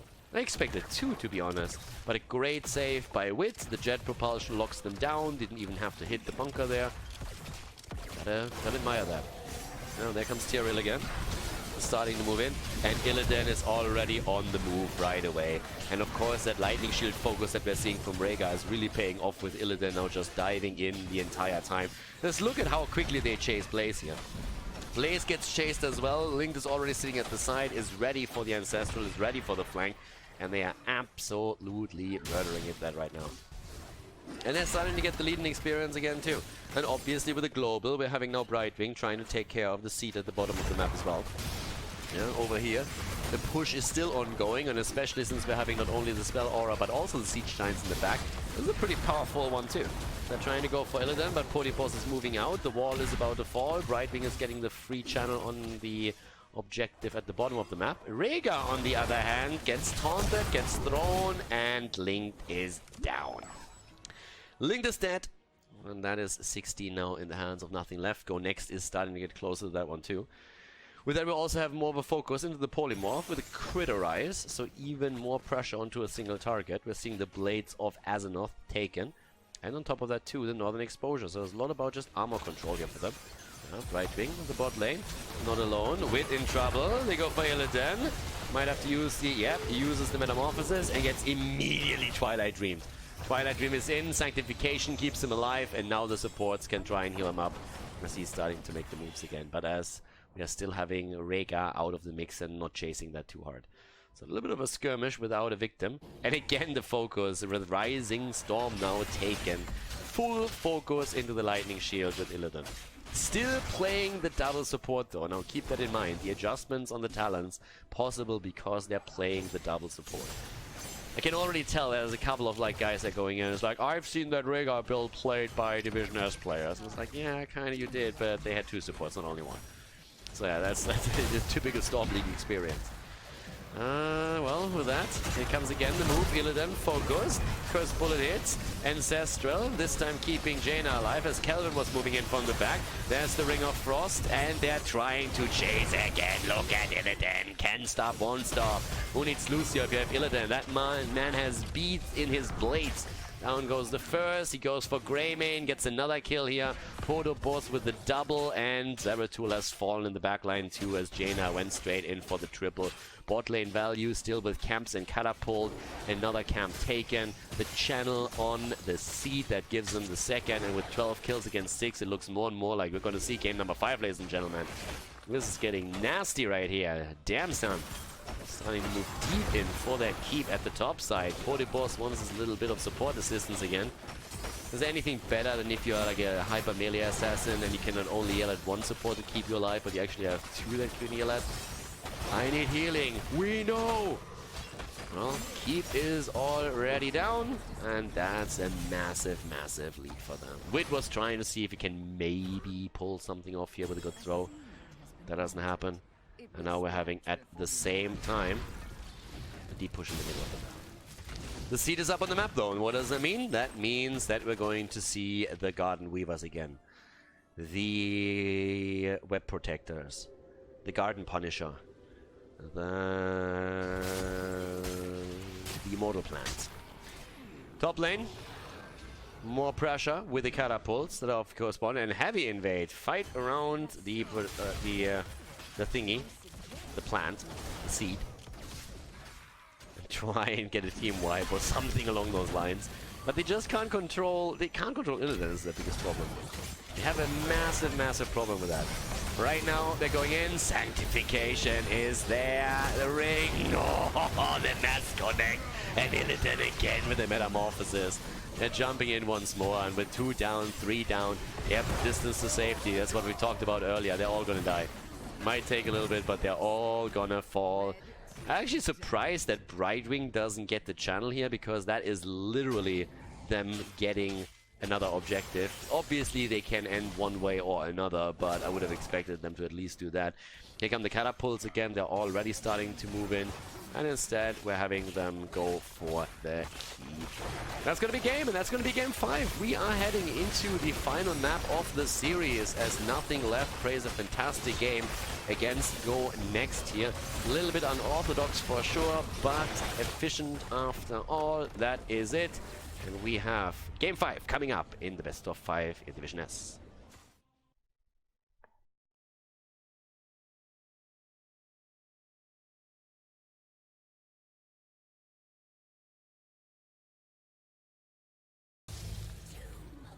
Game number 5, Tomb of the Spider Queen.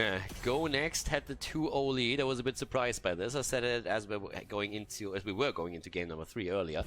But right now, Nothing Left fought back, and this is the clutch series that I expected here to happen. A little bit delayed, granted, but Nothing Left was able to win 2 in a row, and they are aiming for the reverse sweep. They want to get the 3-0 here, after being so far behind originally. Question is, can Go Next win their first series today? They've won their first map today in Division S. They won 2 already, but they need to make it 3 if they want to put the big points onto the scoreboard here today. So, Tracer gets banned out again. You ban out DAB. It's like, yeah, you don't deal with that Tracer. Ana gets banned out too. I mean, when you look at the ban pattern so far, we usually see Maiev banned out. It depends a lot on who has the first ban, on the first pick. This time it's Johanna that they're getting rid of. Currently wondering if they plan on going into an earlier Garrosh here, or if Go Next is even going for Garrosh again. But again, Wind plays around this quite heavily. There's the Maiev ban. Zeratul is open on the other side. I mean, there's a lot that is actually still open when you look at what was banned out. A Nuburak can be taken. It could have gone for Dibbles even as well. We don't really see that much of a Diablo priority anymore into a Spider Queen, but he is of course still pretty good there. So let's have a bit of a look what exactly the red team is going to do. Keep in mind that they went from going 2-0 in the series to a 5th map, so they lost now 2 maps in a row. That's definitely putting a bit of a damper on the momentum that you built up in the earlier stage. So we still see Tirana taken. No Malfurion this time, which is kind of important here. They mix it up. Probably because of the Anubarak on the other side, but also the interrupt potential is a little bit better with Tyrande, even though Moonfire is of course a great asset to have when you're trying to get the interrupts around turn-ins. Hanzo picked 2.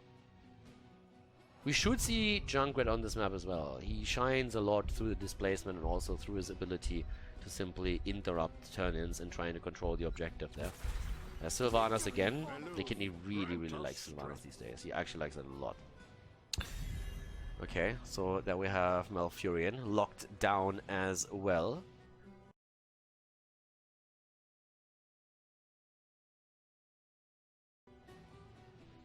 And what gets manned out? I mean, this is a bit of the interplay that I've been talking about in the previous drafts too. If you're going into an earlier Nubarak, you want to pair it usually off with either Malfurion or with Tyrande, especially when Ana is already banned out. In the European meta, those three are definitely holding the top spots in the supports, and Ana normally gets obviously paired with a mage, but since Tyrande was picked away, you will rely on Malfurion here quickly. Rhaegar is another great hero, but he doesn't offer quite the same synergy that the roots of Malfurion or the stun of Tyrande has after Nubarak engages. Zeratul gets banned out. Be on the safe side here as well. But obviously there's already a little bit of push potential coming from nothing left with Sylvanas in their midst. And that's even outside of the Web Weavers themselves, which is of course going to enhance the entire thing. But yeah, so we have Garrosh banned. That doesn't really surprise. I mean, we talked about this as Johanna was banned out, that would actually be a good ban too against Wit. Stitches and Rexa. Okay, it's a little bit of party time here. It's actually party time at this point. Because now we're having the opportunity to go into the Globe talent again and go for that massive hit point pool with the Hungry for More. Which in this case I would probably even prefer. I mean, we have seen a lot being played around different variations of the level 1 talent, but on this map I would really appreciate that quite a bit, so we're gonna keep our eye on that. Rexa gets picked too. There's again Li Ming, and we have Podibos on Urel. Okay. Podibos on Urel, Li Ming for the resets. And what's the last pick? Final pick in the series. This is game 5. What are we having as extra damage? A little bit of burst after the Stitches hook and the Tyrande stun. What's it gonna be? What are they gonna play with here? Ah, Jaina again. Old school. Standard. Tomb of the Spider Queen coming up, the final and 5th map in this series, ladies and gentlemen. Game on, everybody! The final map in the series. Nothing left against Go Next on Tomb of the Spider Queen, and to the left for the blue team, DAB on Li Ming. Blakitne on Sylvanas again. He really digs that hero lately. Chinese do too, as we said in those Gold League matches. Zaduno Nubarak linked on Malfurion, and we have Podibos on Urel. On the right side, it is Kelvin on Jaina, Wit on Stitches, going into the Hungry for More. And we're also seeing Toulouse on Rexa, Skynox on Tyrande, and Servas on Hanzo. Okay, who's gonna take it? Is Go Next today gonna win their first series in Division S? Or is 2 maps all that they can take here? Stacks are gonna be important. Again, Stitches is gonna look for that heavy hit point pool. It's actually a little bit of a sad moment when we're having a Nubarak and Stitches in the same game, just to give you guys a bit of a comparison. So, okay, here. Health regeneration for Nubarak goes up, and once that he has 30 together, he gets 500 health. Sounds pretty good. Sounds pretty good. Sounds pretty good up to the point where you look at Stitches and you see that he gets 30 health for every single globe, and then also movement speed. So his regeneration doesn't kick in, but if he gets 30 globes instead of just getting a 500 HP bonus, he has already 900 additional hit points. So the Nubarak is looking at this and is like, nah, I kinda got the shitty end of the stick there. Either way, was a little bit of a different hero that we're talking about here, but that hit point pool on Stitches is something that we can expect to be pretty huge if this goes into an even late game. That's of course always one of the caveats that we have to throw out there. DAB already working on the camp down here at the bottom of the map, as we are seeing still the rotations in the mid lane. That's of course where Stitches is currently doing his thing, working on the globes first of all, and then also trying to collect as many of those gems as he can. Nobody really making the aggression from DAB against the Siege Giant camp down at the bottom. And that's a bit of an issue, because normally you pick that up pretty quickly, that someone is dancing around it. But in this case, Toulouse might even fall, because DAB is starting to move in, linked even with a root, and that's a dead Rexa. Now they get the gems. That's at least a saving grace here. They get that. But they now have to rotate Jaina the safe way down to the bottom of the map, because Li Ming, with the help of the Siege Giants, is already starting to push that out. So that's a bit of a problem here. Seeing to the top lane, still Hanzo doing his thing, but the early game not going too well here for Go Next. They lost at the bottom of the map already one of the turrets, they're losing even more as Jaina is the only one trying to deal with this. With Rexa fallen, that's definitely a problem. It's not really so much an... Ooh, that's a second kill, isn't it? Yes, maybe, yeah. Yeah, of course it is. Down they go, and that's Jaina dead.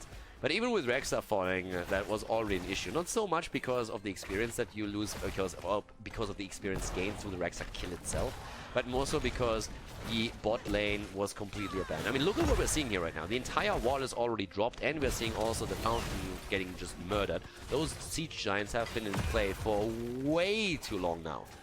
No one really dealt with them, and that led to a second kill against Jaina, and they are just in an atrocious position in this early game. Imagine Web Weaver's coming down right now too, and uh-oh, it gets worse. We're seeing Rexa focused again. Wit is already trying to move out here. They all get away, but they all have no fountain to get HP and mana back. So the sustain at the bottom of the map is basically completely gone. The hook and the stun, on the other hand, were absolutely beautiful. The problem is that Rexa gets attacked from the side as the flank with the Nubara comes in. And that is the end of Rexa again. They go for Jaina, and holy shit, is nothing left currently starting to murder this. Wit is running away there for a moment, trying to create a little bit more space, but with now 3 heroes down, we are seeing the bot lane 4 taking. Guys, this is without Web Weavers. This is before the first Web Weaver wave right there. We're having them completely destroy the bottom fort without any help whatsoever. Hanzo turns in up at the top. Zevas just has watched the entire Carnage explode here. It's this thing when you're the solo laner of your team and you're fighting the one-on-one battle and you hear the bing, bing, bing, bing, bing the entire time as your team keeps dying. This is pretty much what Zevas currently experienced. I mean, we've all been there. But now we have a level lead, 5 kills against 0, Web Weaver's coming down, and it's not pretty. It's pretty tough. I mean, seriously, nothing left. It's just playing like a completely different team right now. The coordination in a lot of these attacks, especially against Rexa when they homed in for the kill, was fantastic so far. And they did really well with this. The push through the bottom again. Top side, that's why we're having Sylvanas trying to do her thing. Wit is looking for the hook, finds the hook, gets it, and that could be a kill because the wave was just used aggressively, and Sylvanas is down. So a bit of teeth shown by them, but guess what? Rexa is dead again at the bottom of the map. He gets jumped over and over again. This is the moment when you just say, God, thank God that I did not pick Animal Husbandry. Instead, he went for the Hunter-Gatherer. That's at least something, but it is a tough game. Tough game for sure for them. I mean, right now, you look at the bottom of the map and the wall is already broken through. Keep in mind, we're talking 5 minutes into the game. This is 5 minutes into the game. Then again, granted, if you think about what the Web Weavers did here, the first one, did it really accomplish a lot? It's debatable. Wall at the top lane has been eliminated. They still have the full wall here in the middle. The fort at the bot lane was already down, so you can always make the argument that they didn't quite get as much out of the first Web Weaver wave. It doesn't, of course, change the fact that they're still insanely ahead in the game as is. 6 kills against 1, an entire level ahead, and also looking at another potential turn-in just a few seconds. Well, around level 10 abilities would be great. They need a few more gems for it too, but still. Gonex can still turn in 2. And they're gonna try that now, but if they also complete the turn-in at this point, it pretty much means a free defense for nothing left because they get the level 10 ability. So this is the moment when you have the Web Weavers in, but you don't have your heroic abilities, so you're always sitting there like, can we do something here? How hard do we push this? Where do we move in? Keep in mind that a Nubara can force these fights around the cocoon that he can drop whenever he wants to. So, yeah, that's pretty important. Web Weaver's already in. Should be an easy defense again. Unless there's a hook. Unless there's a fantastic hook and then crazy follow-up. But yeah, you can already tell they're playing it extremely safe. Hook. Stun is a little bit too low. Skynos couldn't react in time here. But the level 10 abilities, they're supposed to give you a lead, and that's exactly what Nothing Left is currently using them for. First one down. Second Web Weaver also down. One at the bot lane. Makes it barely into the range of the wall itself, but this one is also going to fall pretty soon. There's no level 10 just yet on their side. They're gonna get it any moment. And then we might even see a chance for Gonex to come back into this. They need a fight and they need to win it.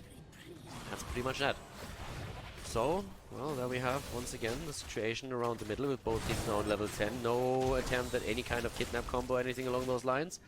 11 stacks on the Hungry for More for Wit, which puts him into a 330 additional HP. Hasn't really completed the quest talent yet either. Oh, well, I mean, yeah, takes him a little bit longer. I would have to go up to more than 60 for that, of course. But still, we're having him currently in a situation where at least he doesn't really get any movement speed out of it just yet. So the first semi-reward is going to kick in an additional 3. Down to the bottom of the map, Rexa, of course he knows that he has to be careful. Taluf has definitely suffered a lot in this game, because it's pretty evident when you look at his death count. He's just died 3 times so far. Stitches is looking for the hook again. Going up to the top lane here. Li Ming obviously for the reset. It's the big one. And if you look at the little battle in globes between Anubarak and Stitches, there's a clear winner here too. 13 against 20. I mean, it's a pretty decisive victory for Anubarak so far when it comes down to the cube collection. This was a pretty nice hook. The problem is the stun wasn't on point. Wailing Arrow came out regardless to save them. And Taluf is in trouble. Arrow is huge. The Ring of Frost isn't shabby either. The counter kill, at least one as they take down Anubarak. That ain't too bad. Can they get more though? That's the question. Wit is still moving in. And they have a few gems left that they could use here. But the turn-in threat comes from nothing left. They are the ones who have enough just now. So kill for a kill once again, and Rexa keeps being the punching ball of the opponent's team. Talking about punching people, DAB gets punched and he had 22 gems. Polyboss jumps in to make sure that he gets that, and he actually recovers them. Recovers the gems, dodges the hook and gets out. Kill against DAB is still important because it gives you experience from the underdog perspective that they were in. But Polyboss is safe on that, was still highly important. And now the turn-in attempt here on the side of the red team as Go Next is trying to come back into this. 13 talents are ready though. 4 against 4. Rexa making his way now too. Zerva's low, jumps away, gets out. And they're fighting over the position again. And by now, after Calamity, we actually see the Illusionists now taken as well. Who comes out again? Cold Embrace on level 13. Misha moving in from below. Wit sitting on 16 stacks right now, so hit points are starting to come in for him for sure. But still, is it going to be enough? The hit point pool is definitely not in any position where you think, okay, we can never ever kill this guy again. That's usually when you're heading into the late game where you can make that play maybe. There's a hook, and that's a good one. The problem is it hits a Anubarak, and that's a kill against Jaina. That was not the target that Wit was aiming for here. So a quick kill against Jaina. The immediate Malfurion ult is also getting dropped as we have the Cocoon coming out too. Another attempt to go for the camp, but they're going to steal this one away. Wit is a bit in trouble. Ooh, nice escape actually from Li Ming. Can they get something done here? That doesn't look likely. But that was potential 2 kills. DAB and Urel were both incredibly low here, but they just can't get the kills, and that seems to be the story of this 5th game for Go Next. 8 kills against 3, and another kill against Rexa, and that's even more gems lost. A few get recovered, but just not all of them. And now the Web Weavers are taking down the mid lane, the Web Weavers are taking down the top lane. At the bottom of the map, the rest of the team just jumps in to drop the first keep. And with that, we have 9 kills against 3. They're going to be looking for more. This game is absolutely spiraling out of control. And I really feel that at this point, we have to just put this into context again. Go Next is currently on the last rank in Division S, and they go up against the number 2 in the standings. Nothing Left has only lost to Granite Gaming so far. And up to this point today, Go Next hasn't even won a single map. But now they've won 2, but it doesn't look good on map number 5. Stitches goes down, but Anubarak is also eliminated. They're trying to go for more, actually, with a good stun against, well, not first of all DAB, but Sylvanas nearly fell there. Here comes the ult on the side of Polyboss. They're trying to lock him down. The slows are at least there. That should be the end of Urel, to be honest with you. Urel is about to fall. That's 21 gems down. The problem is, of course, that your mid-keep is also eliminated. And at the top of the map, how should I say that? All of the keeps go down. So despite the fact that you were able to pick up 3 kills, you lost every single keep. You are massively behind. You haven't taken a single fort down yet, which means all of those lanes get incredibly pressured by catapults, and your opponent has a level 16 talent advantage over you to boot. So they can try and get the turn in, and they have to, but it is honestly insanely tricky. you gotta give a shout out to Go Next one way or another. Them taking 2 maps against nothing left is pretty incredible. And I keep saying it, this team has an incredible improvement. They had a fantastic journey so far. It's not quite enough here today to secure the final map win. At least it seems like it, unless they start that insane comeback. But just them forcing a 5th map out of a team like nothing left is pretty incredible considering their story so far. So I expect a lot from them in future games. But they're still fighting for this. And I don't know, if they get a couple of kills in, if they're able to just prevent kills against them from happening and win a few team fights, they have a chance. You can get momentum going for you. But it is obviously going to be a very uphill battle from this point onwards. They need fights and they need to win them decisively. Sylvanas hasn't really stacked too much yet. She's sitting at 66 and we're at least getting some extra hit points from Wit here the entire time. Now with the level 16 he also has the fishing hook. If they just land a few of those and he channels his inner JPL, then Wit might be able to turn things around for his team here. But obviously those web weavers are just buying a little bit of time and nothing more than that. With catapults spawning on every single wave, you know fully well you can't get too much out of it. And just look at the pressure at the top. You can't even move down to the bottom of the map because you know these guys could even go for... It's not even a backdoor. They could just simply start pressuring the core a little bit and you would have to retreat. Now this down at the bottom of the map is going to help you slightly. But Go Next is fully aware that the only hail is taking fights. They need fights. They need fights and they need them now. They need to go for them. They need to YOLO this. They can't play a long macro game against an opponent that has eliminated every single beat. They go again for Rexa. Arrow comes out. Feign death keeps him alive a little bit longer. The Kun against Hanzo is already taken down 2, but Rexa still falls. Can they get a counter kill? It doesn't look like it. Massive move again from Urel, jumping onto 4.